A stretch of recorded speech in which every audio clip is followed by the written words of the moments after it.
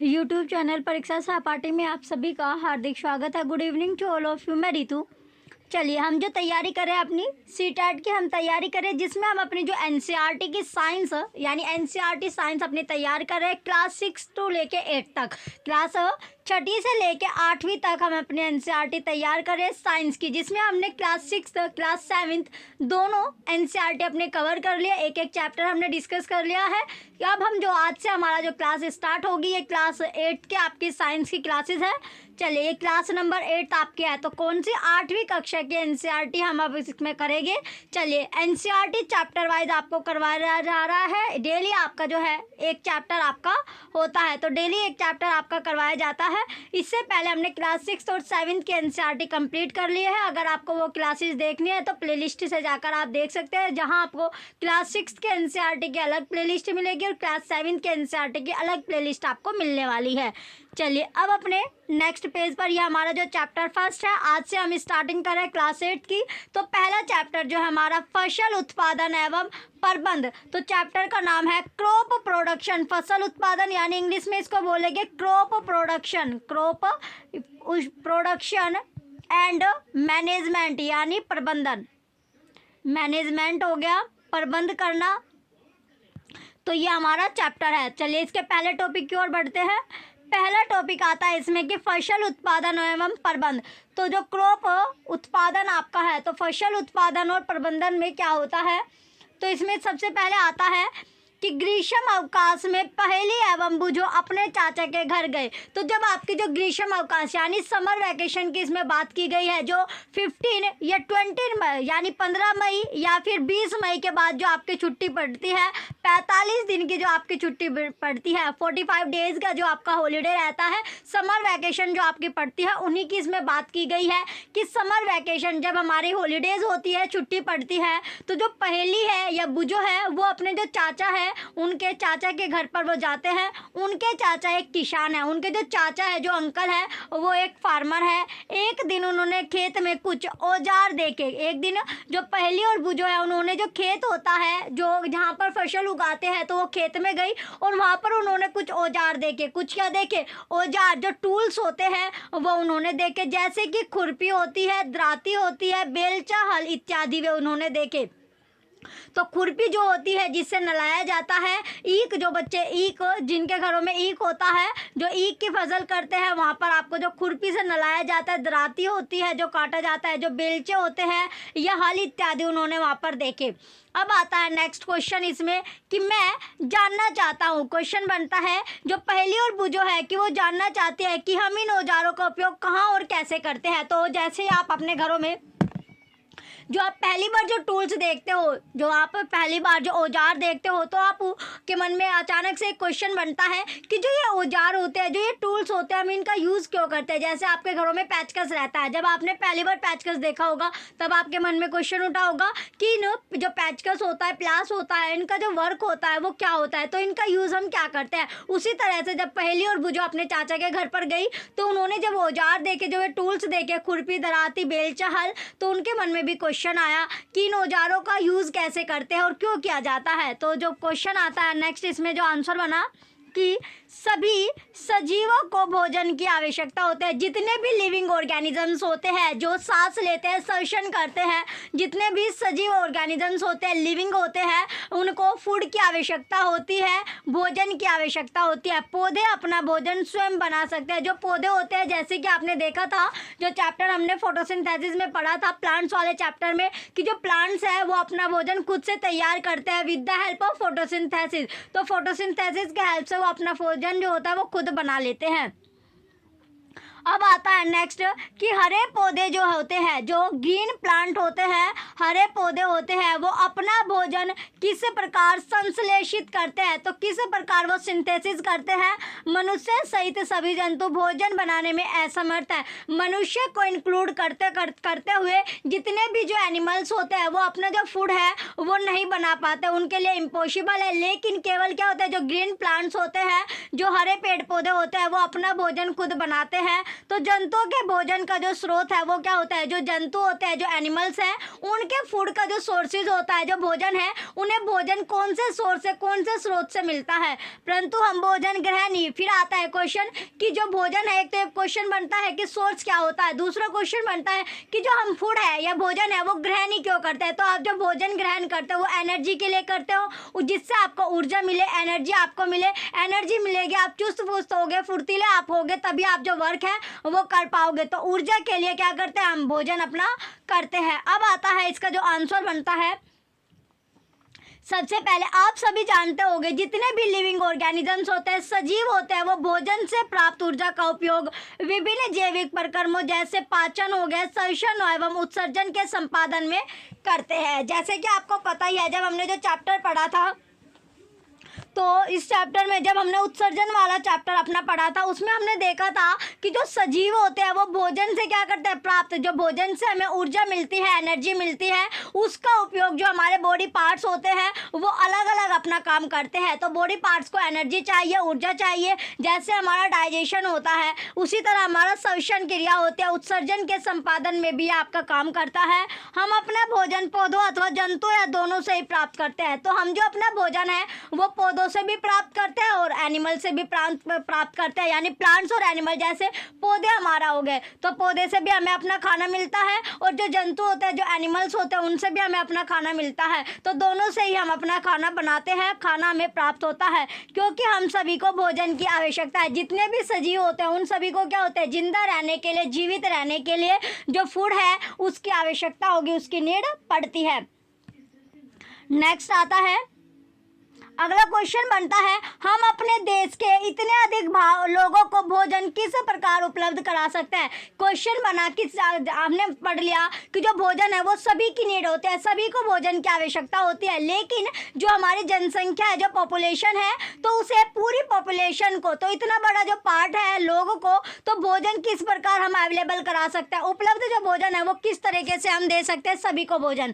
पहला है कि भोजन के बड़े स्तर पर उत्पादन करना आवश्यक है। तो जब भोजन बड़े लेवल पर, जो भोजन का जो प्रोडक्शन होगा तो होगा, यानी उसका ओरिजिन अगर ज़्यादा हो रहा है, बड़े लेवल पर अगर हम फूड उत्पाद कर रहे हैं, तो इसका एक विशाल जनसंख्या को भोजन प्रदान करने के लिए इसका नियमित उत्पादन, उचित प्रबंधन एवं वितरण आवश्यक है। तो जब जो बड़ा है, जैसे जनसंख्या ज़्यादा है, तो जनसंख्या ज़्यादा है तो बड़े लेवल पर जब हम फूड जो होंगे वो ओरिजिन करेंगे, ओरिजिन होगा, फिर उसका डिस्ट्रीब्यूशन होता है, तो तभी तो, यानी उसका जो मैनेजमेंट है वो ज़्यादा इंपॉर्टेंट आपका है, तभी सभी के पास खाना पहुंच पाएगा।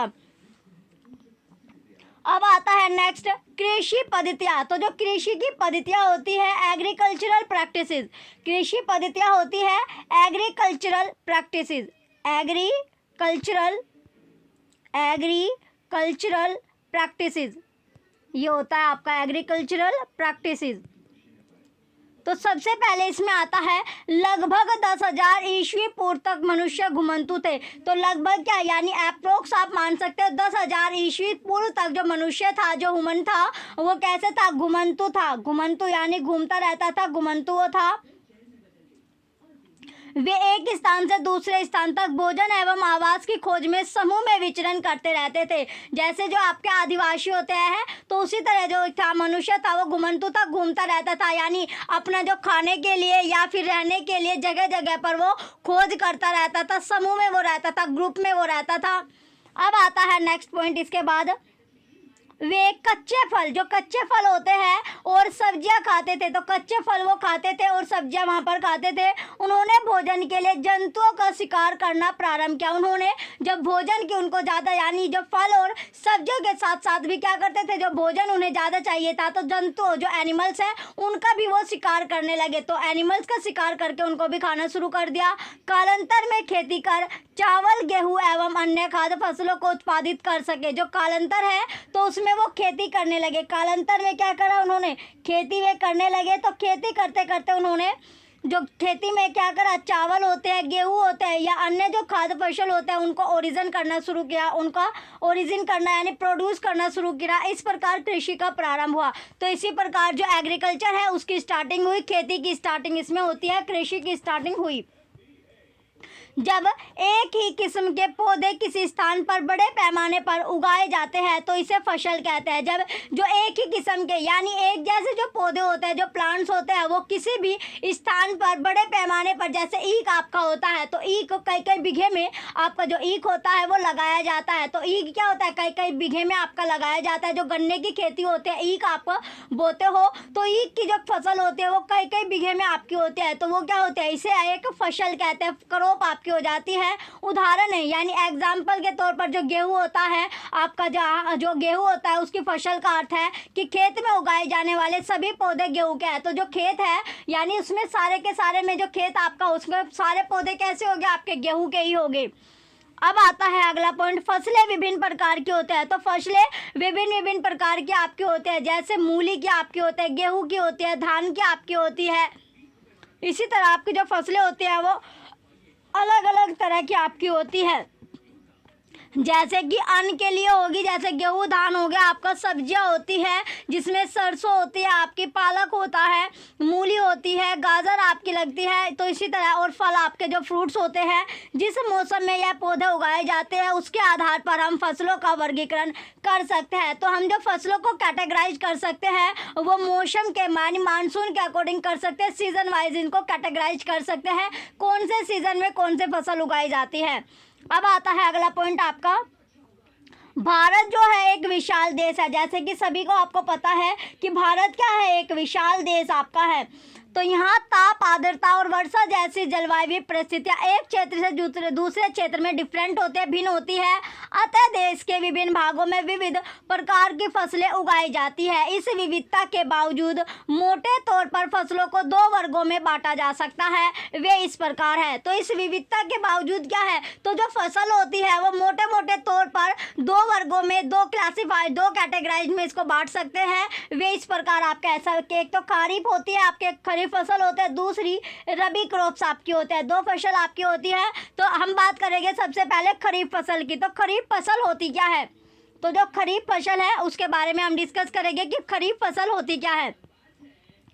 तो खरीफ फसल वह फसल है जिन्हें वर्षा ऋतु में बोया जाता है। तो वो फसल किसमें बात की गई है, वो फसल होती है खरीफ फसल, वो जिसमें वर्षा ऋतु यानी जब बारिश आती है, वर्षा ऋतु आपका होता है, उस टाइम पर ये आपकी बोई जाती है, ये कहलाती है खरीफ फसल। ये क्या कहलाती है, खरीफ फसल आपकी कहलाती है। भारत में वर्षा ऋतु सामान्यतः जून से सितंबर तक होती है। तो जो इंडिया में जो वर्षा ऋतु होते हैं यानी बारिश का जो समय होता है जनरली वो जून से सितंबर तक आपका होता है। तो ये जून से सितंबर तक का आपका समय होता है। जैसे एग्जाम्पल पर कौन कौन से फसल इस टाइम पर आपकी की जाती है, तो फसल जो होती है जिसे लोकल लैंग्वेज में आपका चमासा भी बोला जाता है, यानी भारत में जो वर्षा ऋतु जो सामान्यतः जून से सितंबर, इस टाइम को क्या बोला जाता है कि जो आपका चमासा ये आपका लग जाता है। तो इसमें होता है आपका कि ये जो टाइम होता है जून से सितंबर तक आपका होता है। तो ये होता है जैसे धान हो गया, मक्का, सोयाबीन, मूंगफली, कपास इत्यादि, ये खरीफ फसल आपके होते हैं। कैसे फसल होती है, खरीफ फसल आपकी होती है, जो रेनी सीजन की आपकी होती है, वर्षा ऋतु में ये आपका होता है। अब आता है इसके बाद रबी फसल। जो रबी फसल होती है वो कौन सी फसल होती है, चलिए रबी फसल के बारे में देखते हैं। रबी फसल होती है आपकी जो फसल है शीत ऋतु यानी अक्टूबर से मार्च तक आपकी होती है। ये होती है अक्टूबर से मार्च तक। तो रबी ये आपने देख लिया कि दो यानी 6 महीने का इसमें आप डिस्टेंस आप देख सकते हो, 6 महीने का आप जो डिस्टेंस है वो आप देख सकते हो। तो ये कब होती है आपकी, अक्टूबर से मार्च तक आपकी उगाई जाने वाली फसलें होती है, जो रबी फसलें कहलाती है। जो शीत ऋतु यानी ठंड के मौसम में आपकी होती है, शीत ऋतु में आपकी होती है, विंटर सीजन में ये आपकी होती है अक्टूबर से मार्च तक का। जैसे गेहूं का अब सीजन चला है, गेहूं आपके बोए जा रहे हैं, चना हो गया, मटर हो गया, या सरसों जो होती है या अलसी रबी होती है, ये फसल के एक एग्जाम्पल है जो शीत ऋतु में आपके बोए जाते हैं विंटर सीजन में। इसके अलावा कई स्थानों पर दालें और सब्जियां ग्रीष्म में उगाई जाते हैं। इसके अलावा क्या है, कई स्थान ऐसे भी हैं जहाँ पर जो दालें होती हैं या जो सब्जियां होती हैं वो गर्मियों में भी आपकी उगाई जाती है, जिससे यानी कच्ची फसल आपकी जो होती है वो गर्मियों में भी कुछ फसलें उगाई जाती है। अब नेक्स्ट इसमें जो क्वेश्चन बनता है, क्वेश्चन है कि आधारित फसल पद्धतियाँ, जो आधारित फसल जो पद्धतियाँ हैं या फिर धान को शीत ऋतु में क्यों नहीं उगाया जाता? जो धान होता है, जो धान आपका है, तो वो शीत ऋतु यानी विंटर सीजन में आपका क्यों नहीं उगाया जाता? ये क्वेश्चन आपका बनता है। तो इसका आंसर आपको देना है कि विंटर सीजन में आपका क्यों नहीं उगाया जाता जो धान होता है। तो क्यों ग्रो नहीं किया जाता? धान यानी पैडी आपका होता है। धान क्या होता है? पैडी। तो पैडी जो होता है वो आपका विंटर सीजन में क्यों नहीं उगाया जाता? तो पैडी को क्या हो जाए, पैडी जो होता है इसे लोड्स ऑफ वाटर चाहिए, बारिश इसको ज़्यादा चाहिए, पानी की इसको ज़्यादा ज़रूरत होती है, इसलिए इसको रैनी सीजन में आपका उगाया जाता है, बारिश के समय में इसको उगाया जाता है। जो धान होता है आपका, धान को ज़्यादा पानी की आवश्यकता होती है। इसका आंसर देखिए आपको यहाँ पर मिल जाएगा कि धान को बहुत अधिक पानी की आवश्यकता होती है। जैसे कि आप देखते भी होंगे जो धान के खेत होते हैं उनमें क्या रहता है, पानी आपका भरा हुआ रहता है। तो धान के खेतों को पानी की ज़्यादा ज़रूरत होती है, इसलिए ये रेनी सीजन में आपके बोए जाते हैं। अतः इसे केवल वर्षा ऋतु में ही उगाते हैं। तो इसे केवल जो वर्षा ऋतु होते हैं रेनी सीजन में इसको उगाया जाता है। फसल उगाने के लिए किसान को अनेक क्रियाकलाप सामयिक अवधि में करने पड़ते हैं। तो फसल उगाने के लिए भी जो फार्मर होते हैं उनको अलग अलग जो एक्सपेरिमेंट होता है वो ड्यूरेशन के अकॉर्डिंग करना पड़ता है। यानी जो फसल होती है, फसल का जो ड्यूरेशन होता है, जो टाइम होता है, उसी टाइम पर वो फसल उसको उगानी पड़ती है। आप देखेंगे कि यह क्रियाकलाप उस प्रकार के हैं जिनका उपयोग माली अथवा आप सजावटी पौधे उगाने के लिए करते हैं। ये क्रियाकलाप अथवा कार्य कृषि पद्धतियाँ जो आगे दिए गए, जैसे मिट्टी तैयार करना, जैसे आप जो फूल आप लगाते हो, यानी कोई भी आप जो पौधा होता है जो आपको, जैसे गुलाब का फूल आपका है, तो गुलाब के फूल का जो पौधा होता है उसके लिए पहले सबसे पहले हम क्या करेंगे, मिट्टी तैयार करते हैं, जो सॉइल होती है सॉइल को रेडी करते हैं।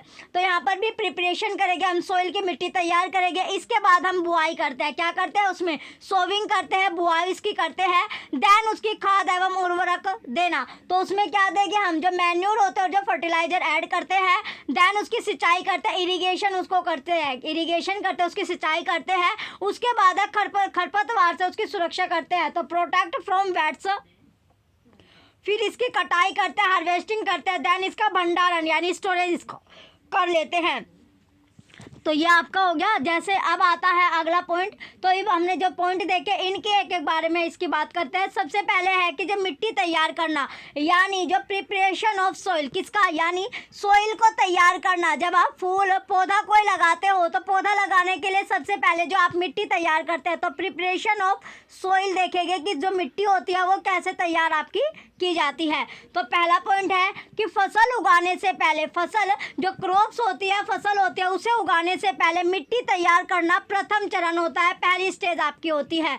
मिट्टी को पलटना तथा इसे पोला बनाना कृषि का अत्यंत महत्वपूर्ण कार्य है। तो मिट्टी को पलटना, जब आप मिट्टी को पलटते हो या इसका पोला बनाना कृषि का अत्यंत महत्वपूर्ण ये कार्य होता है। इससे जड़ें भूमि में गहराई तक जा सकते हैं। इससे जो जड़ें होती है, जो पौधे की जो जड़ होगी वो गहराई तक पहुंच पाती है। पोली मिट्टी में गहराई में धसी जड़ें भी सरलता से श्वसन कर सकते हैं। जो पोली मिट्टी होती है इसमें जो धसी जो जड़ें होती है पौधों की, जो जड़ें होती है, जो रूट्स होते हैं वो धस जाती है, वो भी इजीली श्वसन कर पाती है, वो भी क्या इजीली जो होती है वो श्वसन कर लेती है। अब आता है अगला पॉइंट कि पोली मिट्टी किस प्रकार पौधों की जड़ों को सरलता से श्वसन करने में सहायक है। जो पोली मिट्टी होती है, कौन सी मिट्टी, जो पोली मिट्टी होती है, तो पोली मिट्टी होती है तो ये भी किस प्रकार जो पौधे होते हैं उनकी जो जड़ होती है, जो रूट्स होती है, उनको सरलता से यानी इजीली श्वसन करने में सहायक होती है। इजीली क्या होती है, श्वसन करने में सहायक होती है। तो सबसे पहले आता है इसमें कि जो पोली मिट्टी है, कौन सी मिट्टी, जो पोली मिट्टी होती है, जो लूजेंट सॉइल आपकी होती है, पोली मिट्टी, मिट्टी में रहने वाले जो केंचुए होते हैं और सूक्ष्म जीव की वृद्धि करने में सहायता करते हैं। तो पोली मिट्टी क्या करती है, जो पोली मिट्टी होती है, जो मिट्टी में यानी सॉइल में जो जीव रहते हैं, जो एनिमल्स, जो जीव रहते हैं, छोटे छोटे जो इंसेक्ट होते हैं, जो मिट्टी के अंदर रहते हैं। जैसे आपने केंचुए वाला एग्जाम्पल देखा था, तो केंचुए क्या होते हैं, केंचुए जो होते हैं वो मिट्टी के अंदर ही आपके रहते हैं, तो मिट्टी में आपके रहते हैं। जब ज्यादा दिन तक आपकी जो भारी वर्षा आपकी होती है उस टाइम पर जो केंचुए होते हैं, जो अर्थवर्म होता है वो क्या होता है, बाहर आपका निकल जाता है, क्योंकि जो मिट्टी के अंदर जो छोटे छोटे जो हुल होते हैं, जो रंध्र आपके होते हैं, छोटे छोटे छिद्र होते हैं, वे आपके पानी की भरने की वजह से बंद आपके हो जाते हैं। तो बंद होने की वजह से जो मिट्टी के अंदर जो जीव होते हैं वो रहते हैं, उनका श्वसन करने में उनको प्रॉब्लम होती है। जो नीचे नीचे वे रहते हैं तो श्वसन यानी सांस लेने में उनको दिक्कत होती है, तब वो ऊपर आकर अपना जो सांस है, श्वसन है, वो कर लेते हैं। तो इसलिए वे आपने देखा होगा जो कैचुए होते हैं वो आपको विंटर सीजन जो रैनी सीजन होता है उसमें आपको दिखाई देते हैं, जब बारिश 1-2 दिन तक आपकी लगातार रहती है। अब आता है नेक्स्ट, इसके बाद यह जीव किसानों के मित्र होते हैं। तो ये जो जीव होते हैं किसानों के मित्र होते हैं। जो केचुआ होता है वो फार्मर का फ्रेंड भी आपका बोला जाता है, क्योंकि यह मिट्टी को और पलटकर पोला करते हैं तथा ह्यूमस बनाते हैं। क्योंकि ये क्या करते हैं, जो केचुए या फिर जो छोटे छोटे जो जीव होते हैं, जो मिट्टी है उसको वो पलटते रहते हैं, तो पलटकर पोला करते हैं और इसमें ह्यूमस जो होता है वो बनाए रखते हैं। अब आता है नेक्स्ट कि मिट्टी को पलटना और पोला करना क्यों आवश्यक है। जो मिट्टी है उसको पलटना और पोला करना आवश्यक क्यों है, इम्पोर्टेंट क्यों होता है, तो ये आवश्यक क्यों है, इसकी नीड क्यों होती है।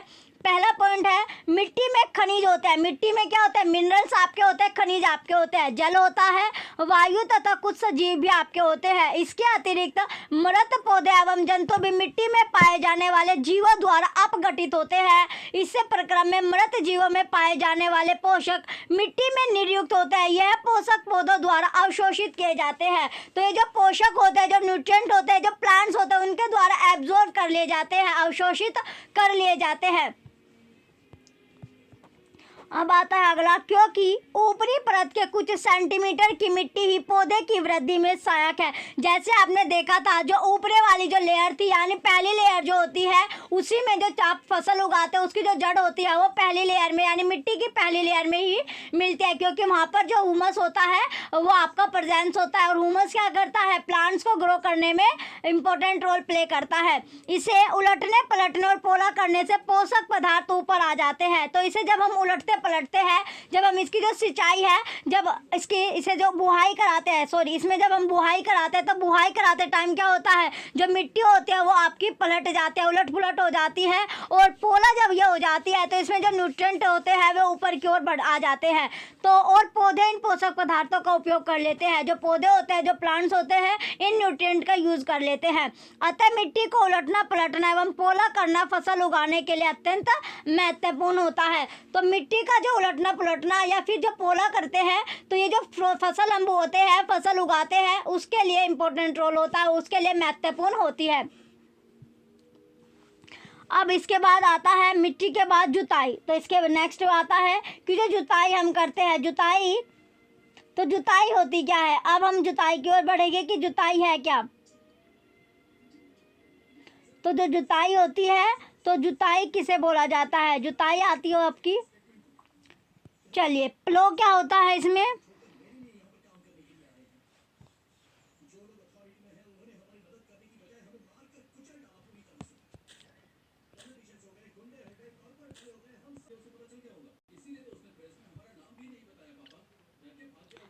चलिए अब आता है जुताई। जुताई क्या होती है, यानी प्लोगिंग क्या होती है। तो प्लोगिंग होती क्या है, प्लोगिंग किसको बोला जाता है, यानी मिट्टी को उलटने पुलटने एवं पोला करने का जो प्रोसेस होता है उसे ही जुताई कहते हैं। इसे हल चला कर करते हैं, तो इसे हल चलाकर भी करते हैं, लेकिन अब हल ना चलाकर क्या करते हैं, ट्रैक्टर के पीछे जो मशीन आपकी होती है, तो मशीन से ये कार्य आपका होता है। यानी मिट्टी को उलटने पलटने का जो कार्य है, अब पहले के टाइम पर हल चलाया करते थे, लेकिन अब हल नहीं चलाते। अब जो होते हैं टेक्नोलॉजी में आपका इम्प्रूवमेंट आपका हो गया, तो ट्रैक्टर के पीछे जो आपका कल्टीवेटर लगा होता है उससे अब आपकी जुताई होती है। नेक्स्ट पॉइंट है हल। लकड़ी अथवा लोहे के बने होते हैं। जो हल होते हैं वो लकड़ी के भी बने होते थे और लोहे के भी आपके बने होते थे। यदि मिट्टी अत्यंत सूखी है तो जुताई से पहले इसे पानी देने की आवश्यकता भी पड़ सकती है। तो अगर जो मिट्टी आपकी ड्राई रहती है, सूखी आपकी पड़ जाती है, मिट्टी क्या हो जाती है, सूखी आपकी, टाइट आपकी हो जाती है, सूखी रहती है, तो जुताई से पहले वहाँ पर पानी भी देने की आवश्यकता आपकी पड़ सकती है। जुताई होते खेत में मिट्टी के बड़े बड़े ढेले भी हो सकते हैं। तो जब आप देखते होगे, जब जो गांव के बच्चे हैं उन्हें पता होगा जुताई के बारे में, तो जो जुताई होती है, तो जब जुताई के बाद क्या होता है, जो खेत होता है आपका, खेत में आपको मिट्टी के बड़े बड़े ढेले आपको देखने को मिलते हैं। इन्हें एक पाटल की सहायता से तोड़ना आवश्यक है। तो जो पाटल है उसकी सहायता से इनको तोड़ना आवश्यक होता है। अब आता है नेक्स्ट कि बुआई एवं सिंचाई के लिए खेत को समतल करना आवश्यक है। यानी जब हम बुआई कराते हैं या फिर जो सिंचाई होती है उसके लिए जो खेत है उसको समतल करना पड़ता है। समतल यानी उसको प्लेन करना पड़ता है। समतल यानी उसको क्या करना पड़ता है, प्लेन आपका करना पड़ता है, इकसार उसको करना आवश्यक होता है। यह कार्य पाटल द्वारा किया जाता है। जो ये कार्य होता है, जो ये वर्क होता है, ये पाटल के द्वारा किया जाता है। जो पाटल होता है उसके द्वारा ये कार्य आपका किया जाता है।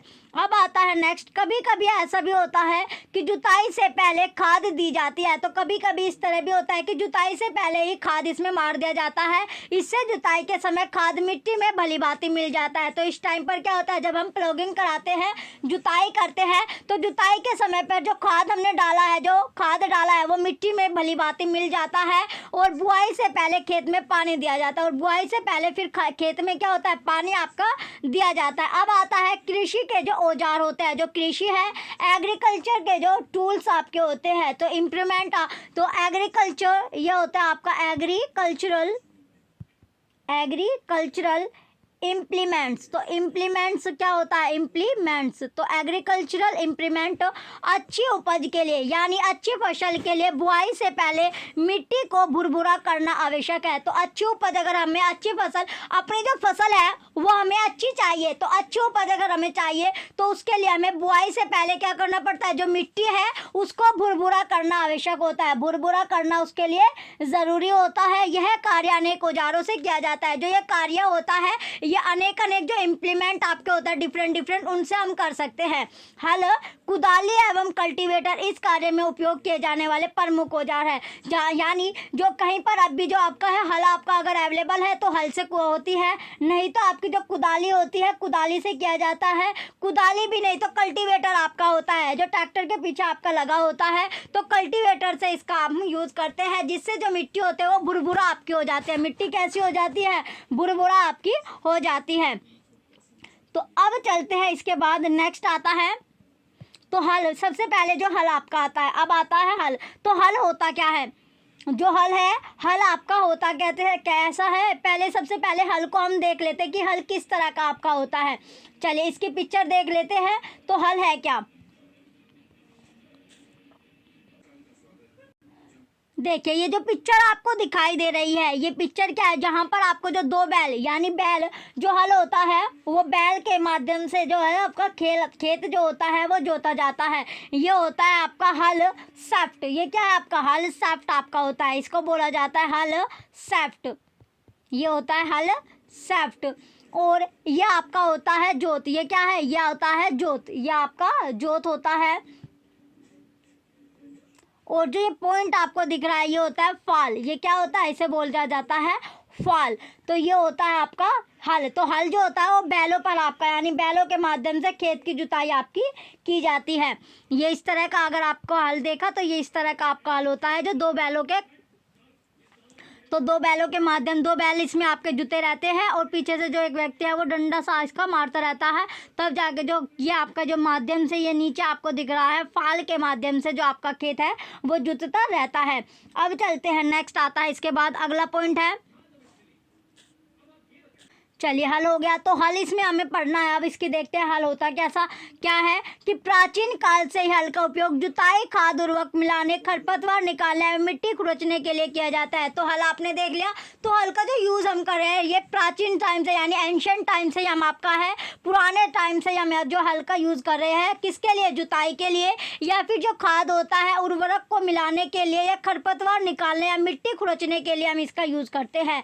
यह औजार लकड़ी का बना होता है। तो ये औजार कैसा बना मिलता है आपको, लकड़ी का ये आपका बना होता है, जिसे बैलों की जोड़ी अथवा अन्य पशु, घोड़े, ऊंट की सहायता से खींचा जाता है। इसमें लोहे की मजबूत तिकोनी पत्ती होते हैं। तो इसमें कैसी, जो लोहा होता है उसकी तिकोनी सी पत्ती होती है, जिसे आपने फाल कहा था, जिसे आपने क्या बोला है, फाल आपने बोला है। अब आता है इसके बाद, हल के बाद आता है हल सैफ्ट। तो जो आपने हल में देखा, यानी हल सैफ्ट होता क्या है, हल के बाद आता है हल सैफ्ट। तो हल के सबसे पहले आपने हल देखा, अब आता है हल सैफ्ट। तो हल सैफ्ट क्या होता है, इसमें हल का मुख्य भाग कैसा होता है, लंबी लकड़ी का बना होता है जिसे हल शाफ्ट कहते हैं।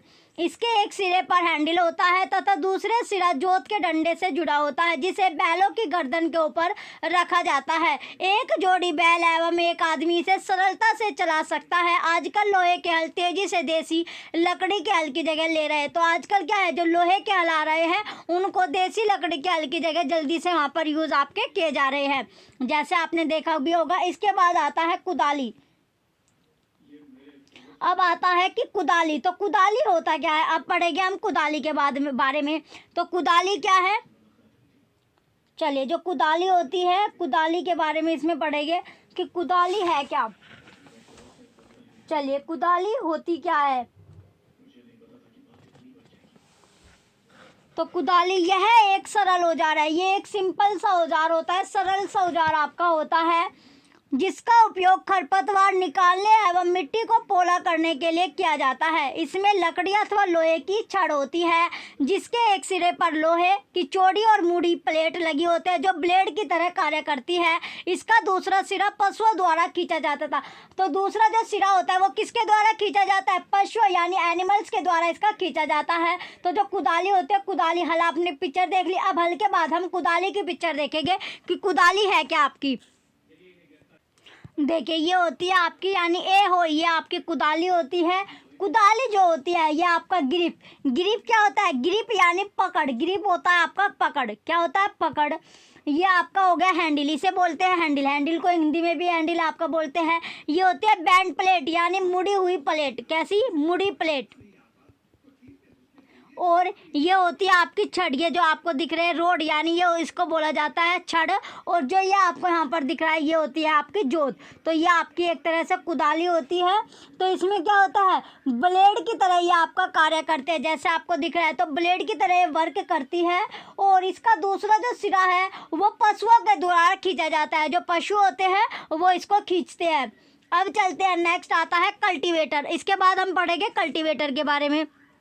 चलिए अगला पॉइंट आता है कि कल्टीवेटर। तो कल्टीवेटर होता क्या है, पहला पॉइंट है कि आजकल जो जुताई चल रही है वो ट्रैक्टर द्वारा संचालित कल्टीवेटर लगे होते हैं। यानी ट्रैक्टर के पीछे एक कल्टीवेटर होता है, उससे जुताई की जाती है। कल्टीवेटर के उपयोग से श्रम एवं समय दोनों की बचत होती है। तो कल्टीवेटर के उपयोग से क्या होती है, एक तो यानी पहले जो हम हल के माध्यम से जो जुताई करते थे उसमें ज़्यादा टाइम लगता था और जो व्यक्ति था वो भी थक जाता था। लेकिन अब क्या है, समय की भी हमें बचत होती है और जो काम है वो भी हमारा अच्छा हो जाता है। तो इसमें कल्टीवेटर के उपयोग से श्रम और समय दोनों की इसमें बचत होती है। दोनों की क्या होती है, इसमें बचत आपकी हो जाती है।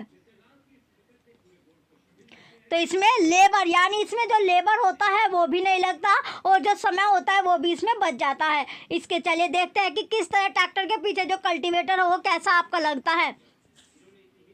देखिए जैसे कि आपने देखा भी होगा, ये आपको दिख रहा है ना, ये होता है आपका कल्टीवेटर जो ट्रैक्टर के पीछे आपका जुड़ जाता है। तो ये ट्रैक्टर के पीछे जुड़कर खेत की जो जुताई है वो कर देता है। तो इससे जो लेबर होते हैं, लेबर की भी ज़रूरत नहीं होती। और दूसरा, इसमें टाइम की भी आपकी सेविंग रहती है। कम टाइम में आप ज़्यादा जो खेत है उसकी जुताई कर पाते हो। तो इस तरह का आपका कल्टीवेटर होता है जो ट्रैक्टर के पीछे आपका लगाया जाता है।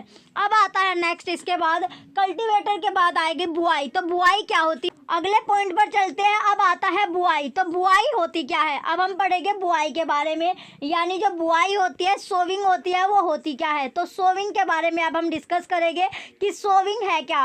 तो बुआई फसल उत्पादन का सबसे महत्वपूर्ण चरण है। जो बुआई होती है वो जब हम फसल प्रोड्यूस करते हैं उसका सबसे इम्पोर्टेंट स्टेज होता है। बोने से पहले अच्छी गुणवत्ता वाले साफ एवं स्वस्थ बीजों का चयन किया जाता है। अगर आप जो फसल आपको बोनी है तो फसल के बारे में आप क्या करते हो, सबसे पहले जो सीड होता है, जो बीज होता है, उसके बारे में हम जो फसल उगाते हैं, यानी जो फसल उगाने वाले हैं या फिर जो फसल जो जहाँ पर आपको बीज मिलता है, जो स्टोरों से आपको बीज मिलता है, जो शॉप आपकी है बीज वाली, वहाँ पर जाकर आप पता करते हो। तो इसका जो बीज होता है, बीज में भी कई तरह की जो आपकी क्वालिटी आने लगी, हाइब्रिड आपके होते हैं। तो उसमें आप पता लगाते हो कि कौन से वाला बीज अच्छा है। और जो बीज आपका अच्छा और साफ सुथरा होता है वही बीज आप लेके आते हो, जो कम टाइम में, यानी सबसे पहले आप क्या देखते हो आज के टाइम पर, सबसे पहले आप जो टाइम देखते हो कि कम टाइम में, यानी जो कम टाइम जो फसल होता है कम टाइम में अच्छी फसल आपकी आ जाती है। तो उसके लिए ज़्यादातर जो लोग हैं आजकल हाइब्रिड यूज़ कर रहे हैं, तो हाइब्रिड आपका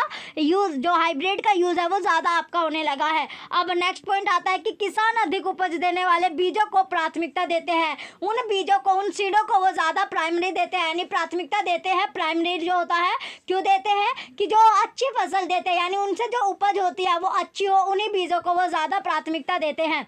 अब आता है कि जो बीजों का जो चयन होता है, जो सीड का सिलेक्शन होता है, तो सिलेक्शन ऑफ सीड, तो सीड का जो सिलेक्शन होता है वो किस तरह आपका किया जाता है। एक दिन मैंने अपनी जो माँ है उसको देखा कि माँ चने के कुछ बीज एक बर्तन में रखकर उसमें कुछ पानी डाल रही थी। जो चने के जो बीज होते हैं, तो चने के कुछ बीज को एक जो बर्तन होता है, कोई भी आप बर्तन ले लीजिए, कटोरा ले लीजिए, तो किसी इस तरह का आपने बर्तन ले लिया और उसमें पानी डाल रही थी। तो बीज को रखकर उसमें क्या डाल रही थी, पानी डाल रही थी। कुछ मिनट पश्चात कुछ बीज पानी के ऊपर तैरने लगे। तो कुछ बीज क्या थे, जो पानी के ऊपर तैरने लगे थे। तो इसे अब जो कोई भी है, यानी आप भी हो, तो आपको क्या हुआ, आश्चर्य हुआ कि बीज पानी के ऊपर क्यों तैरने लगे। तो आपके मन में भी क्वेश्चन आएगा कि जो बीज के ऊपर अपने, जैसे आप खरबूजा होता है, तो खरबूजा आप खाते हो, तो गर्मी के सीज़न में जब आप जून जुलाई में जो खरबूजा होता है वो खाते हो, तो उस टाइम पर क्या होता है, जो खरबूजे के बीज भी आपके धोए जाते हैं। या फिर जो फूट वगैरह आपकी होती है, फूट आप खाते हो, तो फूट के जो बीज होते हैं वो भी जो आप है धो लेते हैं। तो धो, या एक तो उसको खाने के लिए, कुछ तो अपने खाने के लिए धोते हैं, दूसरा कुछ जो फसल होता है, फसल उगाने के लिए उन बीजों को सेव करके रख लेता है, यानी उन बीजों को धोने के बाद रख लिया जाता है सुखाने के बाद, जिससे अगर हमें फसल बोनी है तो उनका यूज़ हम कर सकते हैं। तो ये होता है आपका। तो बीज जो था, इसमें क्वेश्चन आया कि जो बीज है, बीज जो पानी के ऊपर क्यों तैरने लगे। तो इसमें आता है आंसर इसका कि एक बीकर लेकर इसे पानी से आधा भरना है। तो आपको क्या करना है, एक आपको बीकर लेना है, कोई भी आप बर्तन जो होता है, बाल्टी वगैरह भी आप ले सकते हो, तो वो आपने लिया और उसे आपको आधा भरना है पानी से। यानी एक, अगर आपकी 10 लीटर की बाल्टी है तो 10 लीटर में से आपको 5 लीटर उसमें पानी भर लेना है। इसमें एक मुट्ठी गेहूं के दाने डालकर भली भांति हिलाना है। फिर क्या करना है आपको, जो एक मुट्ठी जो गेहूं आपका होता है वो आपको लेना है और एक मुट्ठी गेहूं आपको दाने डालकर भली भांति हिलाना है। फिर मुट्ठी आपने गेहूं के जो दाने हैं वो पानी में डाल ली दिए, बाल्टी में आपने डाल दिए। बाल्टी में डालने के बाद आपको वो हिलाने हैं। तो जैसे आप हिलाओगे, कुछ समय आपको वेट करना है, कुछ समय जैसे आप जो वेट आपको करना है। जैसे जो अनाज होता है, नया अनाज होता है, तो नया अनाज क्या करते हो, गर्मी के टाइम पर आप जो अनाज होता है, गेहूं आपका होता है, उसे धोकर खाते हो। तो वो आप एक्सपेरिमेंट अपने घर पर, जब गर्मियों का सीज़न होता है, जब आपका जो नया अनाज आता है,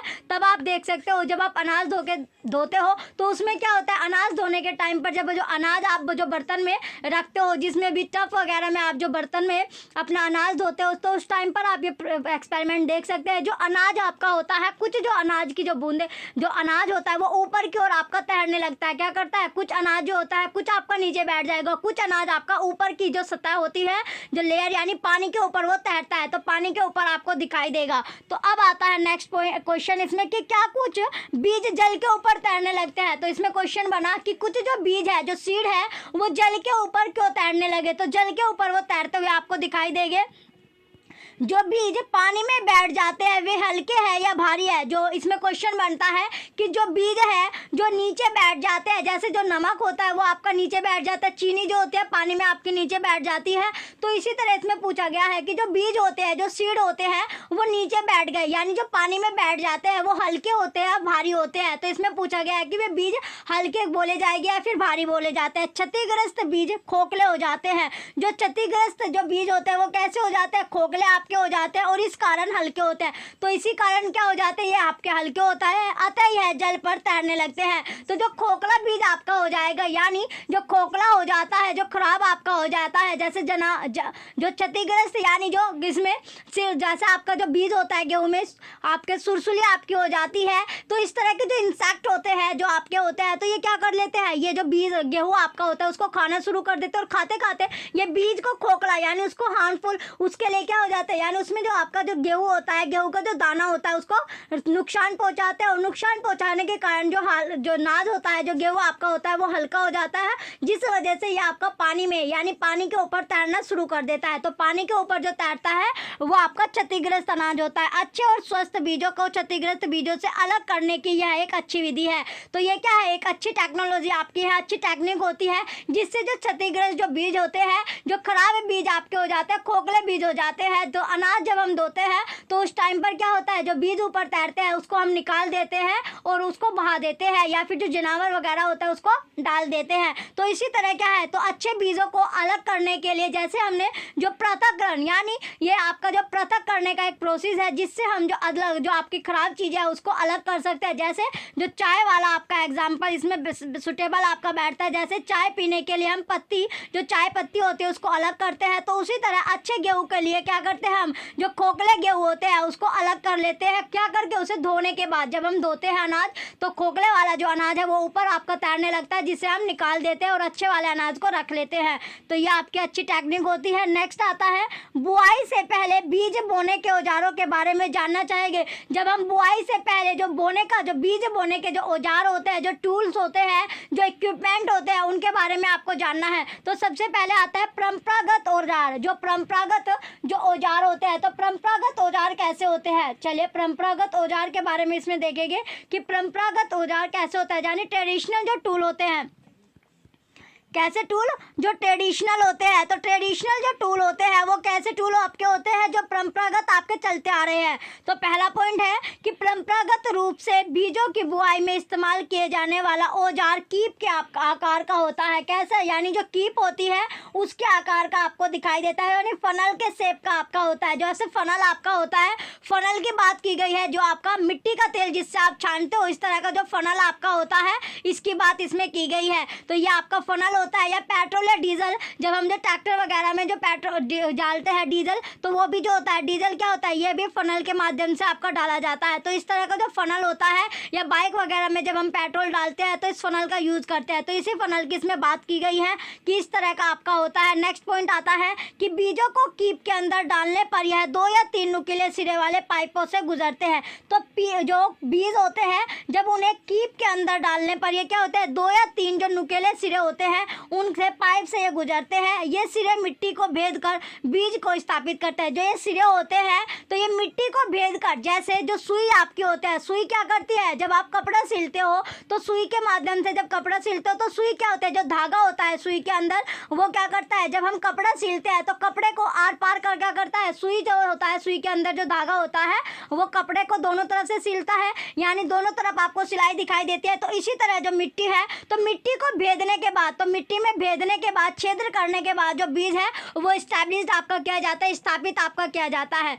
नेक्स्ट आता है अगला पॉइंट, यह है आपका सीड ड्रिल। तो सीड ड्रिल होता क्या है, तो सीड ड्रिल से पहले हम जो परंपरागत औजार है, तो फनल किस तरह का होता है, कौन सा प्रोसेस से जो पहले जो पारंपरिक ट्रेडिशनल जो टूल था वो किस तरह हम जो बीज है वो बोया करते थे। चलिए इसे देखते हैं, इसका पिक्चर एक बार देख लेते हैं। देखिए यहाँ पर आप पिक्चर में देख सकते हैं, ये क्या है आपका, ये फनल आपका है। जो फनल आपको बताया गया यानी कीप के तरह का आपका होता है, ये फनल होता है। और यहाँ पर ये ड्रॉप क्या कर रहा है, इसमें जो बीज आपका डाला है, और ये आपको दिख रहा है जो एक नाल आपकी दिख रही है। तो ये नाल क्या करती है, ये नाल जो होते हैं मिट्टी को बीज देती है। मिट्टी को जब बीज देती है तो मिट्टी को बीजने के बाद जो क्या होता है, इसमें जो भेद कर ये बीज को स्थापित कर देते हैं। तो बीजने के बाद ही मिट्टी, इसमें जो बीज होते हैं वो चले जाते हैं और जो फसल आपकी बोई जाती है। अब आता है सीड ड्रिल। अब हम नेक्स्ट जो टॉपिक है सीड ड्रिल के बारे में पढ़ेंगे। अब आता है हमारा नेक्स्ट पॉइंट, सीड ड्रिल। तो सीड ड्रिल होता क्या है, तो सीड ड्रिल के बारे में अब हम पढ़ेंगे कि सीड ड्रिल है क्या।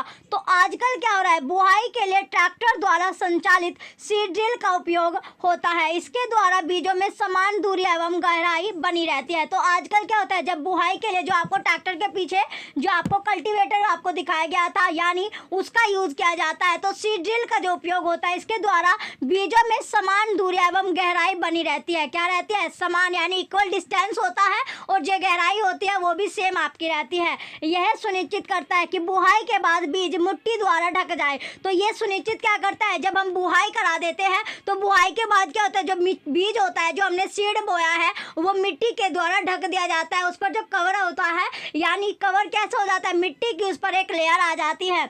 इससे बीजों को पक्षियों द्वारा खाने जाने से रोका जा सकता है। तो इससे क्या होता है, जो बीज आपके हैं वो पक्षियों को दिखाई नहीं देते और पक्षियों से बचाने के लिए ये आपका किया जाता है। सीड ड्रिल द्वारा बुआई करने में समय एवं श्रम दोनों को ही बचत होती है, यानी टाइम की भी आपको बचत होती है और लेबर की भी इसमें बचत आपकी की जाती है। मेरे विद्यालय के समीप एक पौधशाला नर्सरी है। तो मेरा जो विद्यालय है जहाँ मैं पढ़ता हूँ वहीं पर एक जो पौधशाला नर्सरी आपकी है, मैंने देखा कि पौधे छोटे छोटे थैलों में रखे हैं। तो मैंने क्या देखा, जो पौधे होते हैं, जैसे आपने जो नर्सरी आपके आसपास होगी तो वहाँ पर आप जाकर देखना, जो पौधे होते हैं वे छोटे छोटे जो थैले होते हैं, जो पैकिंग में वे रखे जाते हैं, नीचे से क्या होते हैं, पैक्ड आपके होते हैं थैलों में, वो आपके रखे जाते हैं। नर्सरी की हमने बात की गई है, जहाँ से जो फसल है या फिर जो आपके गाँव में या शहर में क्या होता है, फसल अब आपकी जो पौधे होते हैं वो बेचने के लिए भी आपके आते हैं, यानी जो आपका फसल होते हैं तो वो जो फसल यानी जो पौधे आपके होते हैं, प्लांट जो होते हैं, उनको बेचने के लिए, जैसे गुलाब का फूल हो गया तो इसका जो पौधा होता है वो भी बेचने के लिए आता है। तो उसके नीचे आप देखना वो कैसा होता है, आपका कवर्ड आपका, यानी थैले में आपका पैक्ड बाय गया या फिर गमले में आपका लगा हुआ होता है। इस तरह वो आपके बेचने के लिए आपके आते हैं, जिससे चलिए अब आता है नेक्स्ट, इसके बाद अगला पॉइंट है कि वे इस प्रकार क्यों रखे जाते हैं। इससे पहले हम जो सीड ड्रिल है वो देख लेते हैं कि सीड ड्रिल में समान डिस्टेंस कैसे रहता है और जो गहराई रहती है, डीप रहती है, वो सेम कैसे रहती है, किस तरह।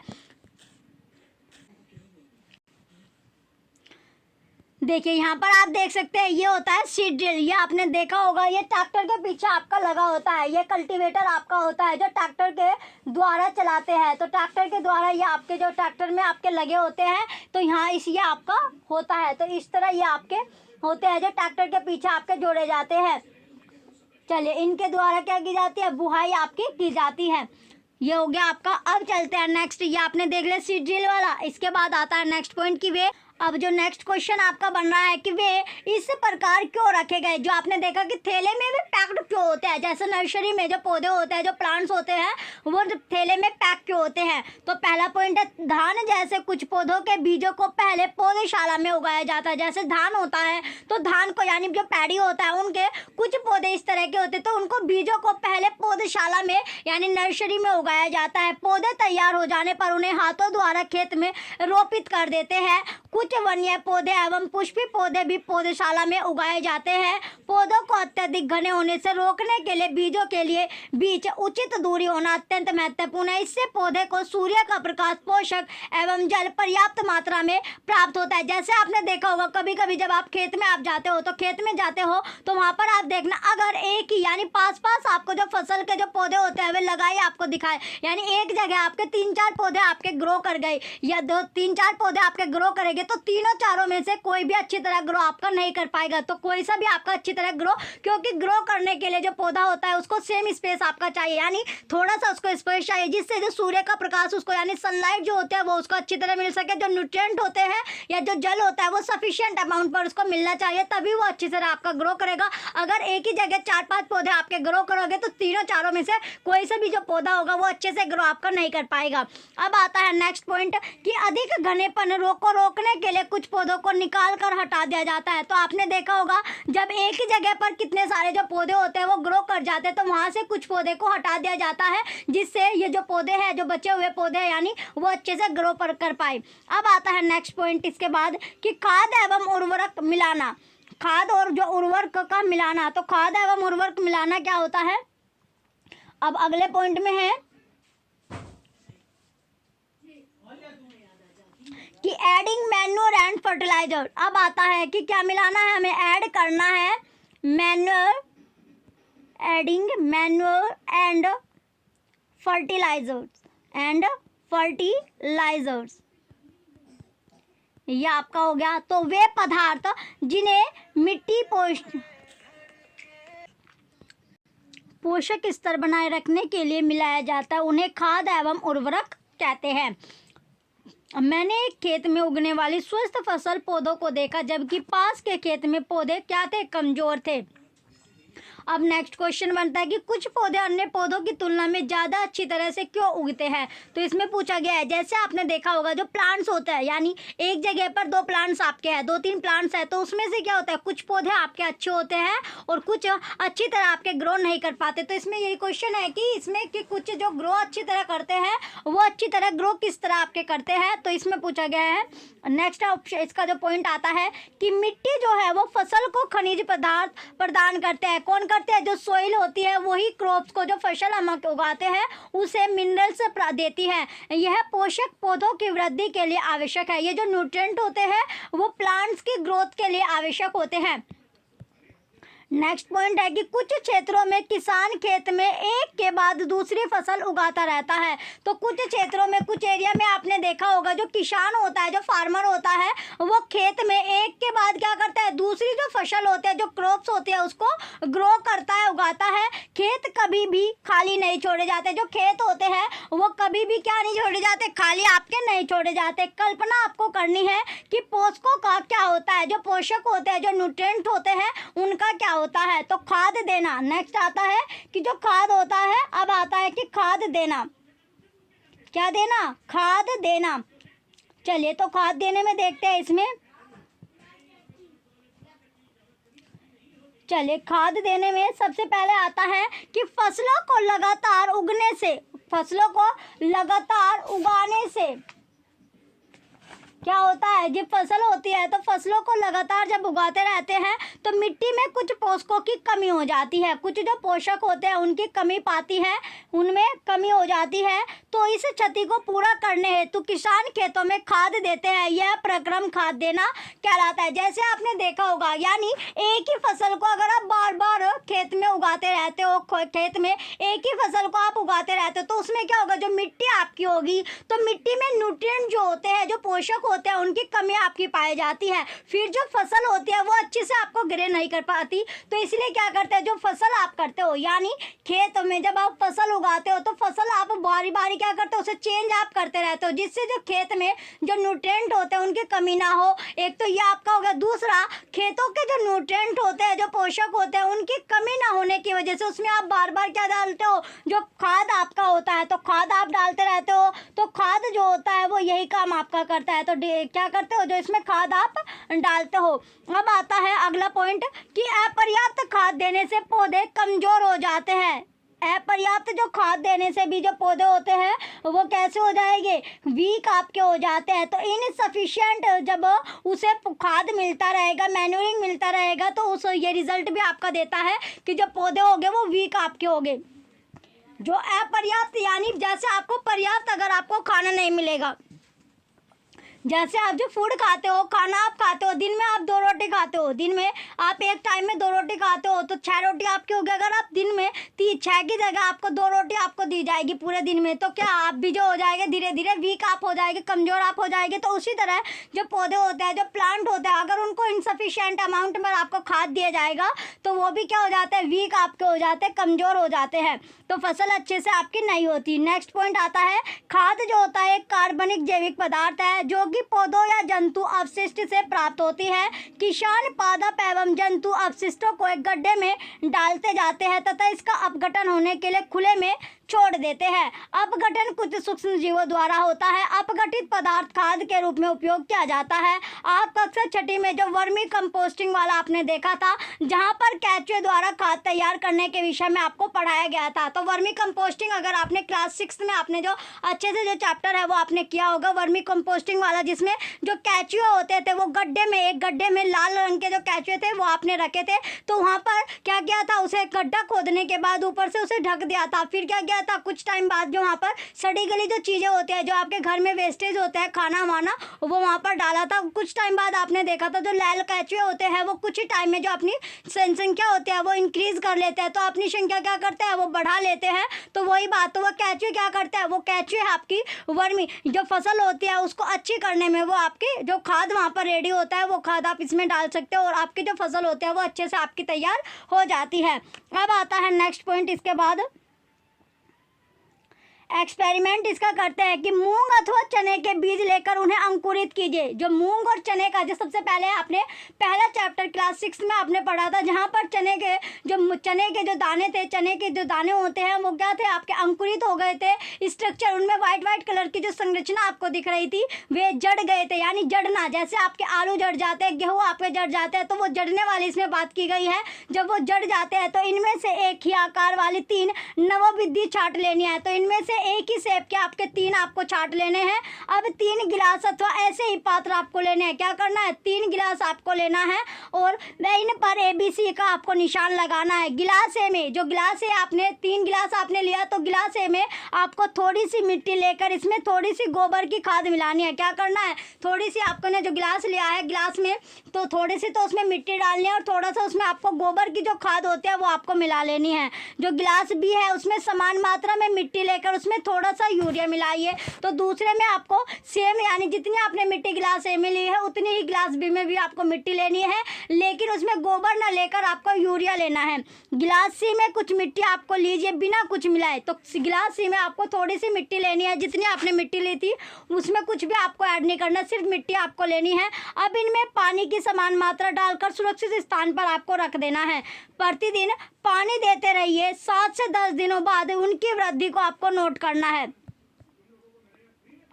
अब आता है नेक्स्ट, क्या तीनों गिलासों के पौधों में वृद्धि की गति एक समान है? किस गिलास में पौधों की वृद्धि बेहतर है? किस गिलास के पौधों में वृद्धि सबसे अधिक है? तो अब आता है नेक्स्ट कि उर्वरक रासायनिक पदार्थ है जो विशेष पोषकों से समृद्ध होते हैं, वे खाद से कैसे भिन्न है? जो खाद होता है वो खाद से किस तरह डिफरेंट है, भिन्न आपके है, भिन्न है। तो भिन्न किस तरह आपके हैं? पहला पॉइंट आता है कि उर्वरक का उत्पादन फैक्ट्रियों से में किया जाता है। जो उर्वरक होते हैं उनका जो उत्पादन होता है वो कहाँ पर किया जाता है? जो फैक्ट्री आपकी होती है, फैक्ट्रियों में इनका उत्पादन किया जाता है। उर्वरक के कुछ उदाहरण हैं, जैसे कि यूरिया, अमोनियम सल्फेट होता है, सुपर फॉस्फेट होता है, पोटाश आपका हो गया, NPK, नाइट्रोजन, फॉस्फोरस और पोटेशियम। तो ये इसके एग्जाम्पल आपके होते हैं उर्वरक के। अब आता है इनके उपयोग से किसानों को गेहूं, धान तथा मक्का जैसी फसलों की अच्छी उपज प्राप्त करने में ये सहायता करता है। परंतु उर्वरकों के अत्यधिक उपयोग से मिट्टी की उर्वरता में भी क्या आ जाती है? कमी आपकी, यानी मिट्टी कम फर्टिलाइज आपकी रह जाती है।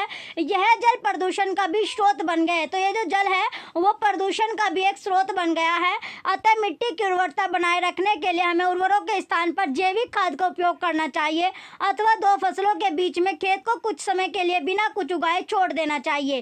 खाद के उपयोग से मिट्टी के गठन एवं जल अवशोषण क्षमता में भी वृद्धि होती है। तो खाद के उपयोग से क्या होता है, जो मिट्टी का जो गठन होता है और जो अवशोषण आपका होता है, जो वाटर एब्जॉर्प्शन होता है, उसकी जो क्षमता होती है, जो कैपेबिलिटी होती है, उसमें भी क्या हो जाता है, वृद्धि होती है, ग्रोथ आपकी आती है।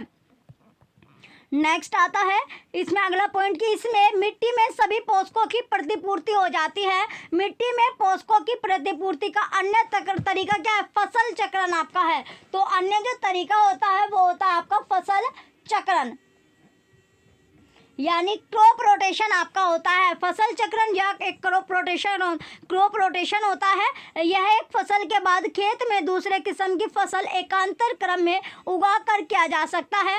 पहले उत्तर भारत में किसान फलीदार चारा एक ऋतु में उगाते थे तथा गेहूँ दूसरी ऋतु में। तो पहले क्या होता था, जो उत्तर भारत आपका है, तो उत्तर भारत में जो किसान थे, जो फार्मर थे, वो फलीदार चारा एक ऋतु में उगाते थे और दूसरी ऋतु में क्या करते थे, वो गेहूँ उगाते थे, यानी 6-6 महीने की इसमें आपकी फसल रहती थी। अब आता है नेक्स्ट, इससे मिट्टी में नाइट्रोजन का पुनः पूरण होता रहता है। तो इसमें क्या होता था, जो मिट्टी है, जो सोइल है, उसमें जो नाइट्रोजन है उसका दोबारा पुनः क्या हो जाता था, पूरण, यानी उसमें दोबारा से नाइट्रोजन आपकी आ जाती थी। तो किसानों को इस पद्धति को अपनाने के लिए प्रोत्साहित किया गया है। राइजोबियम बैक्टीरिया के विषय में आप पढ़ चुके हैं।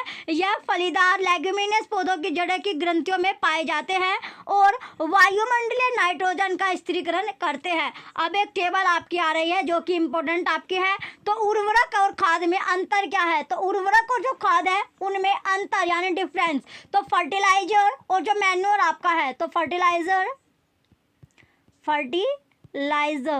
And manure. तो इसमें जो डिफरेंस होता है वो होता क्या है, तो उर्वरक आपका होता है फर्टिलाइजर, उर्वरक को बोला जाता है फर्टिलाइजर, और जो खाद होता है ये होता है मैन्योर। तो सबसे पहले है कि उर्वरक एक मानव निर्मित लवण है और खाद जो है एक प्राकृतिक पदार्थ है जो गोबर एवं पौधों के अवशेष के विघटन से प्राप्त होता है। उर्वरक का उत्पादन फैक्ट्रियों में, उर्वरक यानी फर्टिलाइजर का जो उत्पादन होता है ये कहाँ पर होता है, फैक्ट्रियों में होता है। खाद खेतों में बनाई जाती है। उर्वरक से मिट्टी को हुमस प्राप्त नहीं होती, जो उर्वरक से है तो मिट्टी को क्या नहीं होता, हुमस नहीं होता, और लेकिन खाद से मिट्टी में प्रचुर मात्रा में जो हुमस आपका प्राप्त होता है। उर्वरक में पादप पोषक जैसे कि नाइट्रोजन, फास्फोरस तथा पोटेशियम प्रचुरता में होते हैं। खाद में पादप पोषक तुलनात्मक रूप से कम होते हैं, तो तुलनात्मक यानी कंपैरेटिव रूप से ये आपके कम हो जाते हैं। अब आता है इसके बाद अगला, खाद के जो लाभ होते हैं, तो किसके जो खाद है मैन्योर होता है उसके जो लाभ है, बेनिफिट है, वो क्या क्या होते हैं, तो एडवांटेज ऑफ मैन्योर। सबसे पहला पॉइंट आता है कि जैविक खाद उर्वरक की अपेक्षा अधिक अच्छी मानी जाती है। जो जैविक खाद होती है वो फर्टिलाइजर उर्वरक की अपेक्षा क्या है, अधिक आपकी अच्छी मानी जाती है। इसका मुख्य कारण क्या है, यानी इसके जो मेन रीजन है वो देखते हैं। सबसे पहला पॉइंट आता है इससे मिट्टी की जल धारण क्षमता में वृद्धि होती है। तो इससे क्या होता है, जो मिट्टी होती है, जो सोइल होती है, उसकी जो जल धारण क्षमता होती है उसमें वृद्धि होती है। दूसरा पॉइंट है इससे मिट्टी भुरभुरी एवं सरंध्र हो जाती है जिसके कारण गैस विनिमय सरलता से होता है। तीसरा पॉइंट, इससे मित्र जीवाणुओं की संख्या में वृद्धि हो जाती है। चौथा पॉइंट है, इस जैविक खाद से मिट्टी का गठन सुधर जाता है। तो इस जैविक खाद से जो मिट्टी का जो गठन होता है वो भी इम्प्रूव हो जाता है, सुधार उसमें आता है। अब आता है सिंचाई, इसके बाद आता है जो इरिगेशन होती है, जो सिंचाई आपकी होती है। तो सिंचाई के बारे में हम पढ़ेंगे कि सिंचाई होती क्या है, इरिगेशन आपका क्या होता है। इरिगेशन जब आप जो फसल आप बोते हो तो उसमें क्या, जब पानी आप देते हो तो फसल में जब पानी देते हो उसकी क्या करते हो, इरिगेशन यानी सिंचाई आप करते हो। तो सिंचाई के बारे में अब हमें पढ़ना है। तो पहला पॉइंट है इसमें कि जीवित रहने के लिए प्रत्येक जीव को जल की आवश्यकता होती है। जितने भी जो जीवी है, यानी अगर आपको जीवित रहना है तो आपको क्या, जो जल होता है, जो वाटर है, उसकी आवश्यकता आपको पड़ती है। तो उसी तरह जो पौधे हैं, तो पौधे को ग्रो करने के लिए भी क्या होता है, पानी की आवश्यकता होती है, वाटर की जरूरत पड़ती है। तो इसीलिए क्या करते हैं, हम सिंचाई करते हैं पौधों को, यानी पौधों की वृद्धि के लिए, पौधों को अच्छे से उगाने के लिए क्या करते हैं, हम उनमें पानी देते हैं, उनका इरिगेशन करते हैं, उनकी सिंचाई करते हैं। तो पौधे के वृद्धि एवं परिवर्धन के लिए जल का भी विशेष महत्व होता है। दूसरा पॉइंट है, पौधे की जड़ों द्वारा जल का अवशोषण होता है। तो पौधों की जो जड़ होती है, जो रूट्स पौधों की होती है, जो जहाँ पर जो हुमस होता है, यानी पहली जो मिट्टी की पहली लेयर होती है जहाँ पर हुमस मिलता है, वो क्या करती है, जो जल होता है उसका उसे एब्जॉर्ब कर लेते हैं, अवशोषण उसका करती है, जिसके साथ खनिजों और उर्वरकों का भी अवशोषण होता है। जिसके साथ साथ यानी जल का, वाटर का तो वो अवशोषण करती है, उसके साथ साथ जो मिनरल्स होते हैं या जो फर्टिलाइजर्स होती है उनका भी वो अवशोषण करते हैं, उनको भी अवशोषण यानी एब्जॉर्प्शन उनका करती है। नेक्स्ट है, पौधों में लगभग 90% जल होता है। जो पौधे होते हैं, प्लांट्स होते हैं, उनमें 90% जल पाया जाता है, वाटर पाया जाता है। जल आवश्यक है क्योंकि बीजों का अंकुरण शुष्क स्थिति में नहीं हो सकता। क्यों जल आवश्यक क्यों है, क्योंकि जो बीज होते हैं, जो सीड होते हैं पौधों के, वो अंकुरण यानी जड़ने के लिए क्या होता है, शुष्क स्थिति में वो नहीं हो सकते। यानी जो अगर वे सूखे होंगे तो उस स्थिति में वे नहीं होंगे, तो शुष्क स्थिति में भी नहीं होते। तो उसमें क्या होना चाहिए, नमी आपकी होनी चाहिए, पानी की जरूरत पड़ती है। अगला पॉइंट है, जल में घुले हुए पोषक का स्थानांतरण पौधे के प्रत्येक भाग में होता है। तो जो जल है आपका, जो वाटर होता है, उसमें जो घुले हुए जो पोषक होते हैं, जो न्यूट्रिएंट होते हैं, उसका स्थानांतरण जो होता है वो पौधा का जितना भी पार्ट होता है, तो प्रत्येक हर पार्ट में आपका पाया जाता है।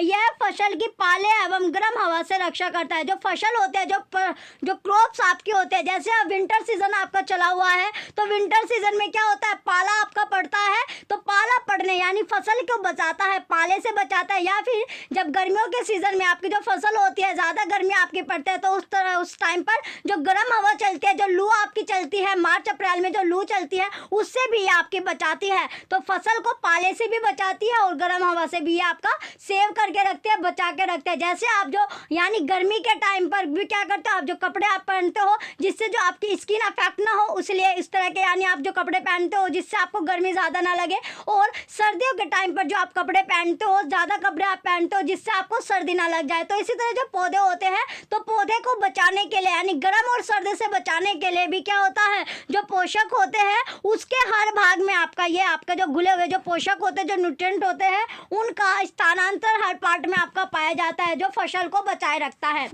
अब आता है नेक्स्ट पॉइंट इसका,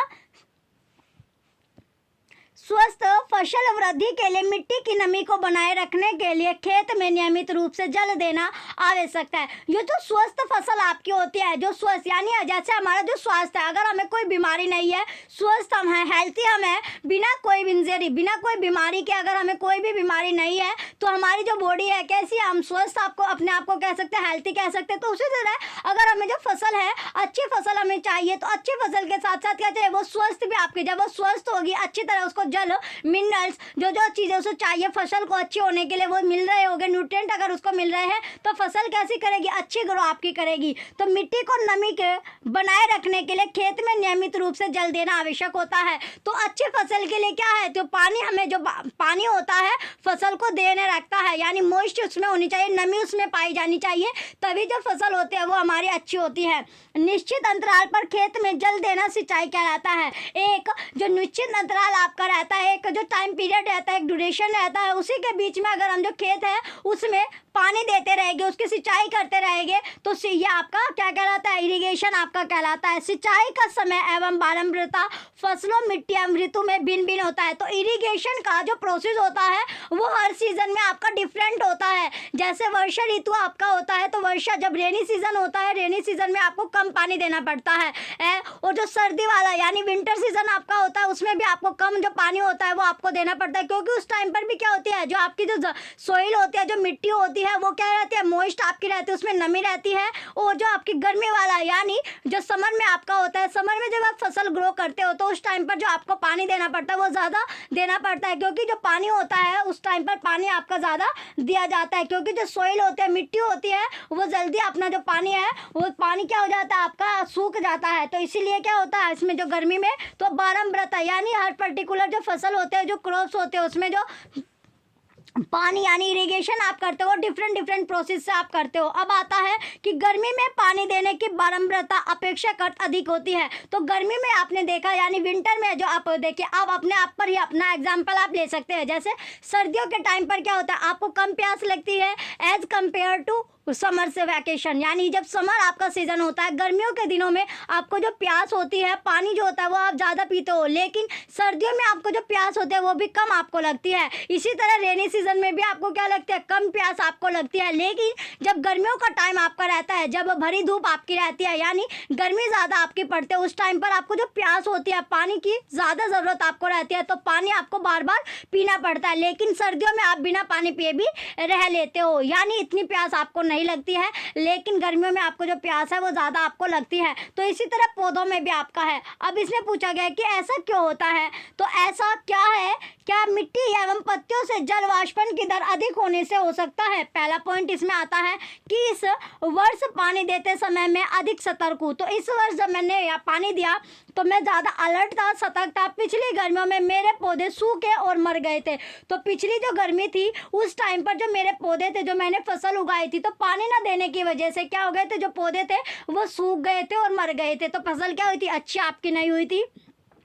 तो सिंचाई के जो स्रोत होते हैं, सिंचाई के स्रोत क्या क्या आपके होते हैं, इरिगेशन के जो सोर्सेज होते हैं, सबसे पहले कुआं आपका होता है, वेल होता है, जलकूप होता है या जो तालाब होता है, जो लेक होते हैं, झील पौंड आपकी हो गई, नदियाँ होती है, रिवर, बांध होते हैं और नहर इत्यादि ये जल के स्रोत आपके होते हैं इरिगेशन के लिए।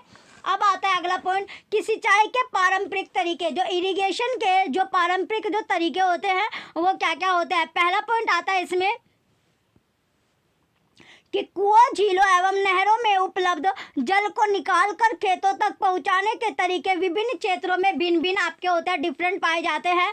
मवेशी अथवा मजदूर इन विधियों में इस्तेमाल किए जाते हैं। जो मवेशी होते हैं, जो मजदूर होते हैं, वो इन विधियों में इस्तेमाल किए जाते हैं। अतः यह सस्ते हैं। अतः ये कैसे है, सस्ते हैं, परंतु यह कम दक्ष है। विभिन्न पारंपरिक तरीके निम्न आपके हैं। सबसे पहले मोट जो गिरनी आपके आते हैं, दूसरे नंबर पर चैन पंप होता है, तीसरी है ढेकली और चौथा होता है रहट। उत्तोलक तंत्र आपका है, चौथा क्या है, उत्तोलक तंत्र आपका पाया जाता है। ये आपके अलग अलग आपके होते हैं। चलिए अब पहले एक बार इनकी पिक्चर देख लेते हैं, देन हम आगे चलेंगे। चलिए पहले इसके जो पिक्चर होते हैं वो देख लेते हैं। तो जल को ऊपर खींचने के लिए सामान्यतः पंप का उपयोग किया जाता है।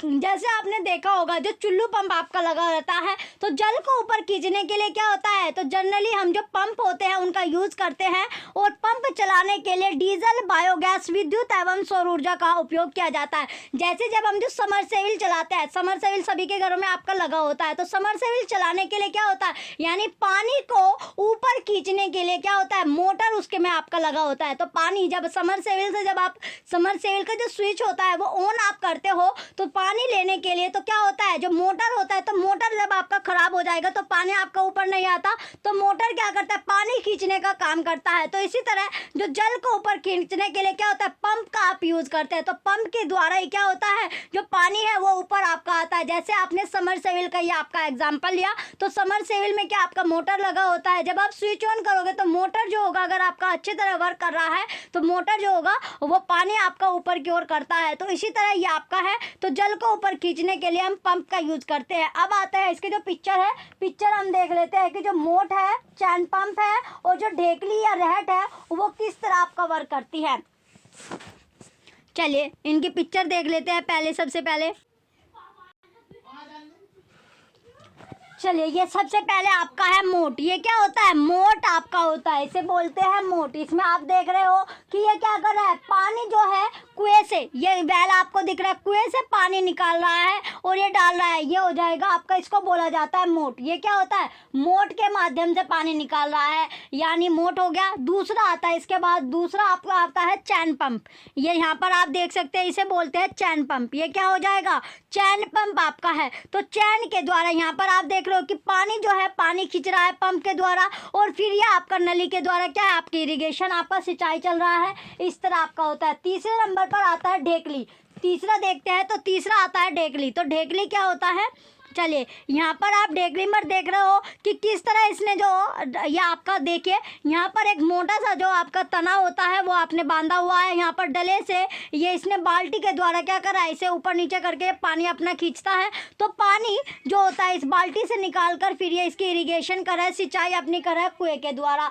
अब आता है चौथा रहट। तो रहट क्या होता है, तो रहट में जो हेल्प करती है ऊँट के द्वारा, ये सॉरी ऊँट जो नहीं है, ऊँट नहीं है आपका है, चलिए ये आता है बैल। तो जो बैल के यानी एनिमल्स के माध्यम से ये क्या कर रहा है, तो जो पानी है ये जो है आपका बंधा हुआ है, ये गोल गोल आपका घूमता रहता है, और गोल गोल जैसे घूमेगा तो पानी आपका जो है वो निकलता रहता है। तो इस माध्यम से ये क्या कर रहा है, पानी जो है वो निकलता आपका जाता है। जैसे आपने चरखी यहाँ पर दिखी हुई है, तो ये पानी आपका निकलता रहता है। और इरिगेशन जो होते हैं, जो सिंचाई होते हैं, वो रैट के माध्यम से होती है। अब आता है कि सिंचाई की जो आधुनिक विधियाँ है, तो आधुनिक विधियाँ इसमें हम देखेंगे। तो आधुनिक विधियाँ क्या क्या आपकी होती है, कि जो सिंचाई है उसकी जो आधुनिक विधियां है, आधुनिक विधियां क्या क्या होती है। तो सिंचाई की आधुनिक विधियों को द्वारा हम जल का उपयोग मितव्ययता से कर सकते हैं। मुख्य विधियां निम्न है। तो मुख्य जो विधियां है वे निम्न आपके, सबसे पहले आता है छिड़काव तंत्र यानी स्प्रिंकलर सिस्टम। पहले नंबर पर आता है छिड़काव तंत्र, स्प्रिंकलर सिस्टम। तो इस विधि का उपयोग असमतल भूमि के लिए किया जाता है। कैसी भूमि, जो असमतल होती है, जहां पर जल कम मात्रा में उपलब्ध होता है, जहां पर उबड़ खाबड़ आपकी होती है। समतल, समतल क्या होती है, आपकी प्लेन आपका सरफेस होता है, लेकिन यहाँ पर जो भूमि है वो असमतल आपकी होती है। ऊर्ध्व पाइप और नली के ऊपरी सिरों पर घूमने वाले नोजल लगे होते हैं।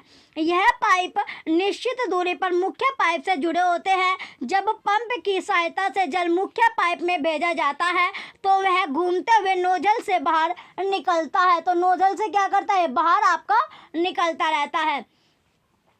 ये हो गया आपका। अब आता है तीसरा, इसका छिड़काव पौधों पर इस प्रकार होता है, जैसे वर्षा हो रही है तो इसका जो यूज़ होता है, इसका छिड़काव जैसे जो बारिश आपकी होती है, बारिश के टाइम पर जब हल्की हल्की जो बारिश आती है, जो झारा आप बोलते हो, जब झारा आता है तो इसी तरह इसका जो छिड़काव होता है वो किया जाता है। या फिर जब आप शावर से नहाते हो तो शावर जो आपके घरों में आपका लगा रहता है, तो शावर से भी क्या होता है, ड्रॉप ड्रॉप जो आपका पानी आता है, उसमें क्या होता है, जगह जगह आपके जो छिद्र होते हैं तो वो छिद्र से पानी आपका निकलता है। ही, ना कि एक पर्टिकुलर आपका जो हुल होता है उससे निकलता है। तो उसमें अनेक इस तरह के आपके जो छेद होते हैं, छिद्र आपके, हुल आपके बने होते हैं, तो वहाँ से आपका पानी निकलता है। तो इसी तरह ये भी एक छिड़काव आपका होता है। या जो पौधों में आप जो पौधों में पानी देते हो, तो पौधों में पानी देने के लिए क्या करते हो, अब जो आपका आ रहा है यानी फुहारे से, आप फुहारा से होता है उससे पानी देते हो, तो उसी तरह का आपका ये होता है छिड़काव। लोन कॉफ़ी की खेती एवं कई अन्य फसलों के लिए भी अत्यंत उपयोगी आपका होता है। इसके बाद आता है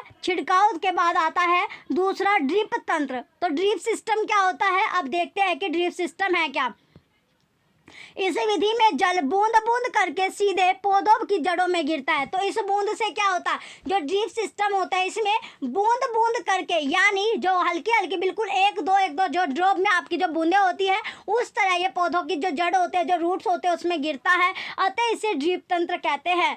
फलदार पौधों, बगीचे एवं वृक्षों को पानी देने का यह सर्वोत्तम तरीका है। इससे पौधों को बूंद बूंद करके जल प्राप्त होता है। इस विधि में जल बिल्कुल व्यर्थ नहीं होता। तो ये जो विधि होते हैं इसमें जल बिल्कुल भी आपका वेस्ट नहीं होता है। अतः यह जल की कमी वाले क्षेत्रों के लिए एक वरदान है। जहाँ पर जो जल है, जो ग्राउंड वाटर आपका है वो कम है, तो वहाँ पर ये ज़्यादा आपका सुटेबल आपका रहता है, क्योंकि यहाँ पर इसमें क्या होता है, पानी की जो बूंदें होती है वो वेस्ट आपकी नहीं होती है।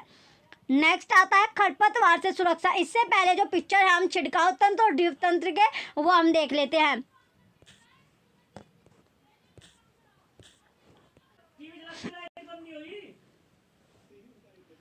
चलिए, ये आपका होता है छिड़काव तंत्र। तो देखिए यहाँ पर क्या हो रहा है, ये आपका हर पौधे पर, जैसे आप देख रहे हो बीच बीच में क्या है, जो पौधे आपके लगे हुए हैं, ये पाइप आपके बिछी हुई है। तो यहाँ पर जब हम इसे ऑन करते हैं, ये चलाते हैं, तो ये पौधे के जो आपके पौधे के भाग पर आपका डलता है, ये क्या है, पौधे के ऊपर आपका डलता है। लेकिन जो ड्रिप सिस्टम है ये जड़ों में आपका रहता है। तो दोनों में आपको डिफरेंसेस आपको नजर आ जाएगा। अब चलते हैं ड्रिप सिस्टम को। तो ड्रिप सिस्टम जो है, तो ड्रिप जो होता है ये जड़ों में आपका रहता है। कहाँ, जड़ों में आपका, ये पौधों की जड़ों में आपका होता है। तो ये जहाँ पर जल की जो कमी होती है वहाँ के लिए सुटेबल होता है। वहाँ पर जो पानी की कमी रहती है तो वहाँ पर पानी जो होता है वो वेस्ट आपका नहीं होता। अब आता है कि खरपतवार से सुरक्षा। जो खरपतवार है उससे जो सुरक्षा है, जो सेफ्टी है, वो किस तरह आप कर सकते हो। चलिए नेक्स्ट पॉइंट में चलते हैं, खरपतवार से सुरक्षा यानी प्रोटेक्शन फ्रॉम वेट्स। अब आता है अगला पॉइंट की ओर बढ़ते हैं। चलिए, पहला पॉइंट आता है खरपतवार से सुरक्षा यानी प्रोटेक्शन फ्रॉम वेट्स। ये होता है आपका protection from weeds, protection from weeds. तो सबसे पहला पॉइंट है इसमें कि बुझो और पहेली निकट के गेहूं के खेत में गए। जो बुझो है और जो पहेली है, जो उसके पास में यानी उनके आसपास जो गेहूं का खेत था उसमें वो गए। उन्होंने देखा कि खेत में फसल के मात कुछ अन्य पौधे भी उग रहे। तो उन्होंने क्या देखा, वहाँ पर जो गेहूं के पौधों के साथ साथ कुछ अलग जो पौधे हैं वो भी उसके साथ उग रहे थे, ग्रो कर रहे थे। क्या ये अन्य पौधे विशेष उद्देश्य के लोग आए गए हैं? जो वहाँ पर अन्य जो पौधे थे, जो गेहूं के पौधे को छोड़कर जो अलग जो पौधे उग रहे थे, उनका जो मोटिवेशन था, जो ऑब्जेक्ट था, वो क्या था? तो स्पेशल जो मोटिव था वो क्या उनका था? पहला पॉइंट है कि खेत में कई अन्य अवांछित पौधे प्राकृतिक रूप से फसल के साथ उग जाते हैं। इन अवांछित पौधों को खरपतवार कहते हैं। तो इनमें क्या होता है, यानी जब खेत हम कोई भी हम फसल उगाते हैं तो उस टाइम पर क्या होता है, यानी कुछ पौधे इस तरह के होते हैं जो नेचुरली यानी प्राकृतिक रूप से वो फसल के साथ उग जाते हैं। इन्हें जो अवांछित जो पौधे होते हैं, जो बिना उगाए आपके उगते हैं, इन्हें ही खरपतवार कहते हैं। इनको क्या बोला जाता है? खरपतवार आपका बोला जाता है। अब आता है नेक्स्ट आपका अगला पॉइंट कि निराई।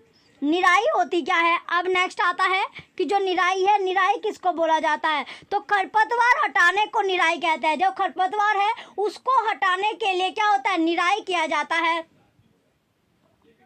निराई जो होती है, निराई आप बोल सकते हैं, जो नुलाई आपकी होती है वो आप बोल सकते हैं। यानी जब जिन पेड़ पौधों को हटाया जाता है, काटा जाता है, तो वो नुलाई या निराई आप इसको बोल सकते हैं। निराई आवश्यक है क्योंकि खरपतवार जल, पोषक जगह और प्रकाश की स्पर्धा कर फसल की वृद्धि पर प्रभाव डालते हैं। तो नुलाई या निराई जो आपका जनरली आप जो लैंग्वेज आप यूज करते हैं, नुलाई इसको बोला जाता है। तो नुलाई की जाती है। तो नुलाई में क्या होता है, अगर हम जो खरपतवार को नहीं हटाएंगे, जो ये पौधे आपके जनरली जो नेचुरली उगते होते हैं इसको नहीं हटाएंगे, जो हमने फसल अपनी उगाई है तो वो फसल क्या होगा, जो उस फसल को जो न्यूट्रिएंट मिलने थे या जो वाटर मिलना था और जो प्रकाश आपको मिलना उन पौधों को मिलना चाहिए, वो क्या, वो खरपतवार वाले जो पौधे हैं जो नेचुरली ग्रो हुए हैं वे ले लेंगे और जो फसल होगी वो हमारी अच्छी नहीं होगी। इसीलिए ये खरपतवार या जो प्राकृतिक जो पौधे होते हैं इनको हटाना पड़ता है। तो इन्हें इसे ही निराई आपका कहा जाता है, नुलाई आपका कहा जाता है। तो नुलाई आपकी बोली जाती है। कुछ खरपतवार कटाई में भी बाधा डालते हैं। कुछ खरपतवार ऐसे होते हैं जो कटाई में भी क्या डालते हैं, बाधा आपके डालते हैं तथा मनुष्य एवं पशुओं के लिए विषैले हो सकते हैं। तो कुछ जो खरपतवार होते हैं, जो कुछ एक्स्ट्रा जो पौधे होते हैं वे लग जाते हैं, वे उसमें बाधा क्रिएट करते हैं, प्रॉब्लम फेस करते हैं। तो इसमें जो मनुष्य के लिए या फिर जो एनिमल्स होते हैं, जो पशु होते हैं, उनके लिए भी ये विषैले आपके होते हैं। तो खरपतवार को हटाने एवं उनकी वृद्धि को नियंत्रित करने के लिए किसान विभिन्न तरीके अपनाता है। फसल उगाने से पहले खेत जोतने से खरपतवार उखाड़ने एवं हटाने में भी सहायता मिलती है। अब आता है नेक्स्ट, इससे खरपतवार पौधे सूख कर मर जाते हैं और मिट्टी में मिल जाते हैं। खरपतवार हटाने का सर्वोत्तम समय उनमें पुष्पन एवं बीज बनने से पहले का होता है। यानी अगर आपको जो एक्स्ट्रा जो पौधे आपके लगते हैं उनका सर्वोत्तम जो तरीका है, सबसे अच्छा जो तरीका है हटाने के लिए वो है कि जब उसमें जो पुष्प यानी फूल और बीज ना बनने, जब उसमें फूल जो वो आपका स्टार्टिंग उसकी हो, यानी स्टार्टिंग के टाइम पर अगर उसे हटाएंगे तो वो आपके लिए ज़्यादा अच्छा रहेगा। अगर आपने जो उसमें पुष्प जो फूल आपका बन जाता है या फिर जो बीज उसमें आ जाते हैं, अगर तब आप उसको हटाएंगे तो वो आपके लिए हार्मफुल होगा, उसके लिए आपके लिए क्या होगा, वो अच्छा नहीं होगा। अब आता है अगला पॉइंट कि खरपतवार पौधों को हाथ से जड़ सहित उखाड़कर अथवा भूमि के निकट से काटकर समय समय पर हटा दिया जाता है। जो खरपतवार होता है तो उस पौधे को क्या तो हम कभी कभी हाथ से हटा देते हैं, जड़ सहित उसे उखाड़ देते हैं, या फिर भूमि के जो निकट से काट कर क्या कर देते हैं, उसे टाइम टू टाइम उसको हटाते रहते हैं। यह कार्य खुरपी या हैरो की सहायता से भी आपका ये कार्य जो करते हैं, जब हम नलाई करते हैं तो खुरपी से जो नलाई होती है, जो हैरो आपका आता है उसकी सहायता से ये किया जा सकता है। अब आता है इसके बाद नेक्स्ट कि खरपतवार नाशी। तो खरपतवार नाशी क्या होता है, नेक्स्ट में है कि खरपतवार नाशी। तो विनोइंग क्या होता है, खरपतवार जो नाशिंग होता है, वेडिसाइड्स ये होता है, वेडिसाइड्स। तो वेडिसाइड्स होता क्या है, तो रसायनों के उपयोग से भी खरपतवार नियंत्रण किया जाता है, जिन्हें खरपतवार नाशी कहते हैं। जैसे आपने देखा भी होगा, यानी जब जो पौधे उग जाते हैं, एक्स्ट्रा जो पौधे होते हैं, जो पौधे आपके उग जाते हैं, नेचुरली जो पौधे होते हैं, जो आपका कबाड़ होता है वो उग जाता है, तो वो केमिकल्स के यूज़ से भी हटाया जाता है, जिन्हें खरपतवार नाशी कहते हैं। जैसे 2,4-D। तो खेतों में इनका छिड़काव किया जाता है, रसायनों का केमिकल्स का यूज़ किया जाता है खेतों में, तो जिससे खरपतवार पौधे मर जाते हैं, परंतु फसल को कोई हानि नहीं होती। खरपतवार नाशी को जल में आवश्यकता अनुसार मिलाकर स्प्रे या फुहारे की सहायता से खेत में छिड़काव करते हैं। जैसे आपने देखा भी होगा क्या करते हैं, यानी जब हमें जो रसायन होता है, जो केमिकल्स का यूज़ करते हैं, वो फुहारा यानी स्प्रे जो होती है उसे हम खेतों में अपने मारते हैं, जिससे जो पदार्थ ये एक्स्ट्रा जो फसल होती है, जो एक्स्ट्रा जो पौधे उग जाते हैं, वो आपके वहीं पर आपके खत्म हो जाते हैं, मर जाते हैं। तो ये आपका हो गया। अब आता है अगला पॉइंट, नेक्स्ट जो इसमें क्वेश्चन बनता है कि क्या खरपतवार नाशी का प्रभाव इसको छिड़कने वाले व्यक्ति पर भी पड़ता है। तो जो खरपतवार नाशी का प्रभाव जो होता है, जब छिड़काव करने वाला जो व्यक्ति है उस पर भी ये पड़ता है। पहला पॉइंट कि खरपतवार की वृद्धि के समय तथा पुष्पन एवं बीज बनने के पहले ही खरपतवार नाशी का छिड़काव करते हैं। तो जो खरपतवार की वृद्धि यानी जो वे पौधे उग जाते हैं, नेचुरली जो पौधे ग्रो होते हैं, तो उन्हें क्या कब मारनी, यानी जो छिड़काव यानी स्प्रे का जो छिड़काव करते हैं वो उस टाइम पर करना चाहिए कि जब उसमें जो पुष्प या बीज बनने से पहले की इसमें बात की गई है। तो खरपतवार नाशी के छिड़काव से किसान के स्वास्थ्य पर भी प्रभाव पड़ सकता है, अतः उन्हें इन रसायनों का प्रयोग सावधानी पूर्वक करना चाहिए। जब वो स्प्रे कर रहे हैं तो उसके साथ उसे केयरफुल रहना चाहिए। छिड़काव करते समय उन्हें अपना मुंह एवं नाक कपड़े से ढक लेनी चाहिए। अब आता है नेक्स्ट कटाई। इसके बाद आता है कटाई। तो कटाई में क्या होता है कि फसल की कटाई एक महत्वपूर्ण कार्य है। फसल पक जाने के बाद उसे काटना कटाई कहलाता है। जब फसल हमारी पक जाती है तो पकने के बाद जो फसल आपकी काटी जाती है वो क्या होती है, आपकी कटाई कहलाती है। कटाई के दौरान या तो पौधों को खींचकर उखाड़ लेते हैं अथवा उसे धरातल के पास से काट लेते हैं। एक अनाज फसल को पकने में लगभग 3 से 4 महीने का समय लगता है। जो अनाज की जो फसल है उसे पकने में लगभग 3 से 4 महीने का जो टाइम होता है, तो टाइम ड्यूरेशन जो लगता है 3 to 4 मंथ लगता है जो अनाज वाली फसल आपकी होती है, गेहूं की फसल। अब आता है हार्वेस्टर। तो हार्वेस्टर क्या होता है, हार्वेस्टर होता है हमारे देशों में जो दराती की सहायता से हाथ द्वारा कटाई की जाती है अथवा एक मशीन का उपयोग किया जाता है जिसे हार्वेस्टर कहते हैं। अब आता है थ्रेशिंग। हार्वेस्टर आपने देख लिया, इसके बाद आता है थ्रेशिंग। तो थ्रेशिंग क्या होता है, थ्रेशिंग आपका है कि काटी गई फसल से बीजों दानों को भूसे से अलग करना होता है, इसे थ्रेशिंग कहते हैं। जैसे जब गेहूं आपका, जो गेहूं की फसल आपकी होती है, तो गेहूं की फसल के बाद जब गेहूं आपके काट लिए जाते हैं, काटने के बाद क्या होता है, जो इनकी पूली बनाकर, इनकी जो पूली बनाकर क्या करते हैं, तो इन्हें मशीन में को जब निकालते हैं तो एक तरफ आपका अनाज होता है और एक तरफ आपका क्या होता है, भूसा आपका होता है।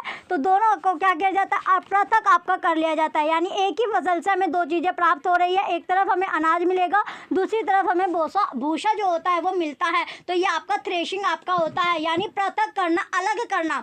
यह नेक्स्ट आता है, यह कार्य कंबाइन, जो कंबाइन मशीन द्वारा किया जाता है, जो वास्तव में हार्वेस्टर और थ्रेशर का संयुक्त रूप होता है।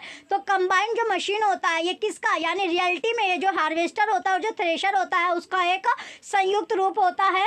छोटे खेत वाले किसान अनाज के दानों को फटक कर विनोइंग अलग कर लेते हैं। जो छोटे खेत वाले होते हैं, जो कम जमीन अपना, यानी कम जो जमीन में फसल उगाते हैं, वो क्या करते हैं, वो फटक कर या विनोइंग के द्वारा इनको अलग कर लेते हैं। लेकिन जो फसल रखते हैं वो किसकी हेल्प से, यानी मशीन के द्वारा अपनी जो फसल होती है उसे निकलवाते हैं। अब आता है अगला पॉइंट कि कटाई के बाद कभी कभी तने के टुकड़े खेत में ही रह जाते हैं। जब कटाई कर लेते हैं काटने के बाद फसल को, तो उसकी जो तने के जो टुकड़े होते हैं वो खेत में ही रह जाते हैं, जिन्हें किसान क्या करता जाता है, जला देता है। पहेली इन टुकड़ों के खेत में जलाने का कारण चिंतित है। तो जो पहेली है वो जो टुकड़े खेत में जलाए गए उस कारण से क्या है, चिंतित है।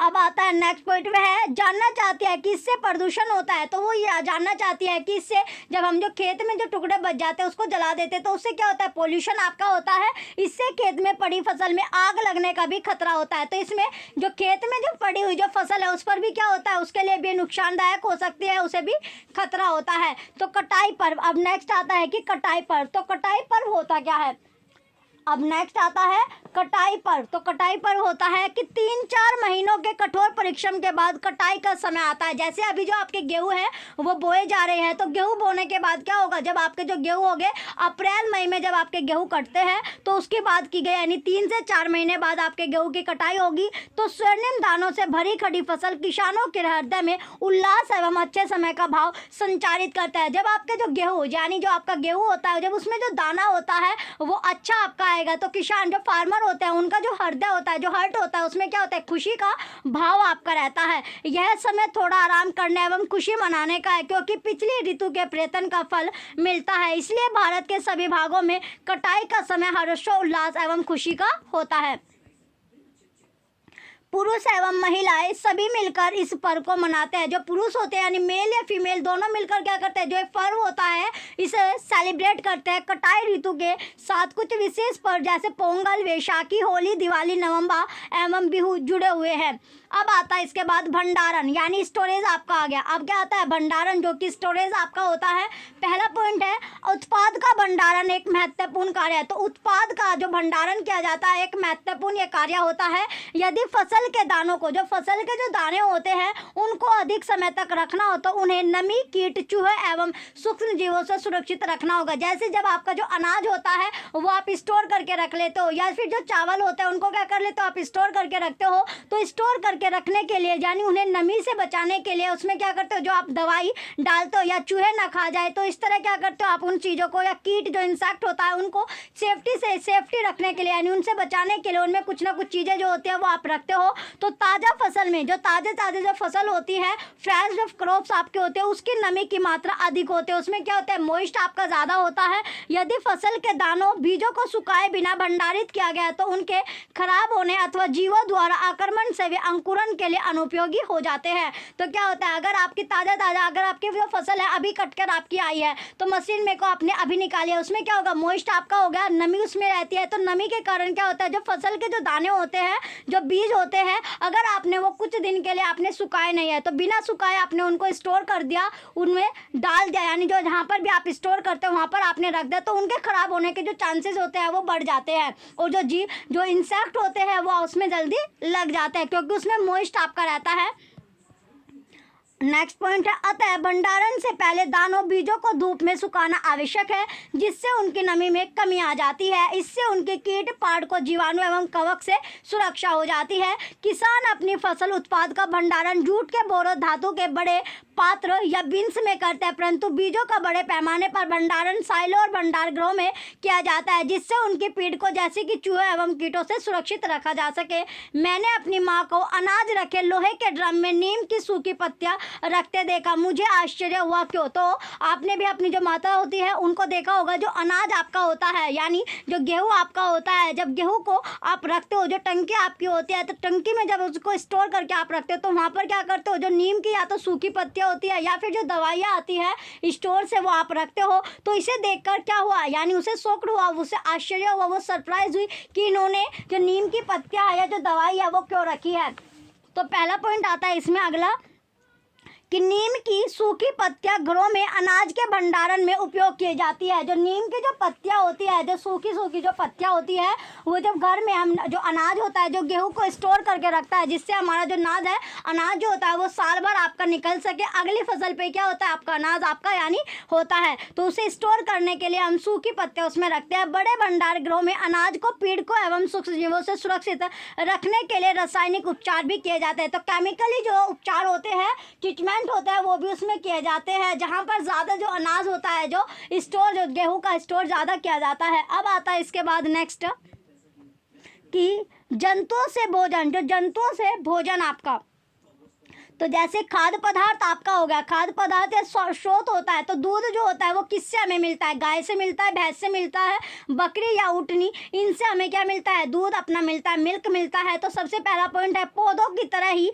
जंतु भी हमें विभिन्न प्रकार के खाद्य पदार्थ प्रदान करता है। तो जैसे पौधे हमें जो प्लांट्स है वो हमें खाने के लिए देता है, फूड हमें देता है, उसी तरह जो एनिमल्स होते हैं, जो जंतु होते हैं, वो भी हमें खाद्य पदार्थ प्रदान करते हैं। समुद्र के तटीय क्षेत्रों में रहने वाले लोग मछली का मुख्य आहार के रूप में उपयोग करते हैं। जो समुद्र के किनारे बसे हुए हैं, तो समुद्र के जो किनारों पर रहते हैं, उस एरिया में रहते हैं, सी के साइड में यानी सी के पास में जो व्यक्ति रहते हैं, जो रहने वाले आपके हैं, तो वे क्या, जो मछली होती है, जो मछली आपके फिश है, उसका मुख्य आहार बनाते हैं, यानी मछली को खाते हैं। तो मछली को वे अपने भोजन में शामिल करते हैं। पिछली कक्षाओं में पौधों से प्राप्त होने वाले खाद्य पदार्थों के विषय में आप पढ़ चुके हैं। आपने अभी से सीखा कि फसल जो है उत्पादन के विभिन्न चरण होते हैं, जैसे बीजों का चयन या फिर बुआई इत्यादि आपका होता है। अब आता है नेक्स्ट इसके बाद आपका पशुपालन। इसके बाद आता है कि जो पशुपालन होता है वो, तो आपने देखा होगा जैसे जो गांव आपका होता है, तो गांव में क्या होता है, तो गांव में जो पशु का पालन आपका किया जाता है, पशुपालन आपका किया जाता है, ये होता है आपका एनिमल हस्बेंड्री। तो इसमें पशुओं का पालन आपका किया जाता है, जैसे गाय भैंस का पालन आपका किया जाता है। तो इसी प्रकार क्या होता है, घरों में अथवा फॉर्म पर जो फार्म आपके होते हैं, जो फार्म आपके बनाए जाते हैं, जहां पर जो मुर्गी का भी आपका पालन होता है, तो फार्म पर पालने वाले पालतू पशुओं को उचित भोजन, आवास एवं देखभाल की क्या होती है, आवश्यकता होती है, नीड होती है। जब यह बड़े पैमाने पर किया जाता है तो इसे पशुपालन कहते हैं। अगर आपने के घर में 1, 2 या 3 जो भैंस या गाय भैंस आपकी होती है, उसे आपको पशुपालन, तो उसे जब ये ज़्यादा अमाउंट पर आपका होता है, यानी इसमें अगर आपने 10, 12 या यानी 10 से ऊपर जब आप जो पशुपालन यानी एक जो आपका बड़े पैमाना जो होता है, बड़े स्केल पर अगर आप इसे करोगे तो यही आपका पशुपालन कहलाता है, एनिमल हस्बेंड्री आपका बोला जाएगा। मछली जो होती है वो स्वास्थ्य के लिए अच्छा आहार है। तो मछली यानी फिश जो होती है वो हेल्थी के लिए क्या है, अच्छा आहार आपका होता है, अच्छा भोजन होता है। हमें मछली से कोड लीवर तेल मिलता है। जो मछली होती है, ये हमें कौन सा तेल देती है, कॉड लिवर तेल देती है, जिसमें विटामिन डी, तो इसमें क्या होता है, विटामिन डी की अधिक मात्रा पाई जाती है, तो मछली भी अच्छी आपकी होती है। अब आपका है, चलिए ये चैप्टर था आपका जो फिनिश आपका हो गया। तो पहला चैप्टर आज का हमने क्लास 8 का फर्स्ट चैप्टर अपना कंप्लीट कर दिया। चलिए जो बच्चे चैनल पर नए हैं वो चैनल सब्सक्राइब करके रखें, वीडियो लाइक कीजिए, कमेंट कीजिए, शेयर कीजिए। Thank you.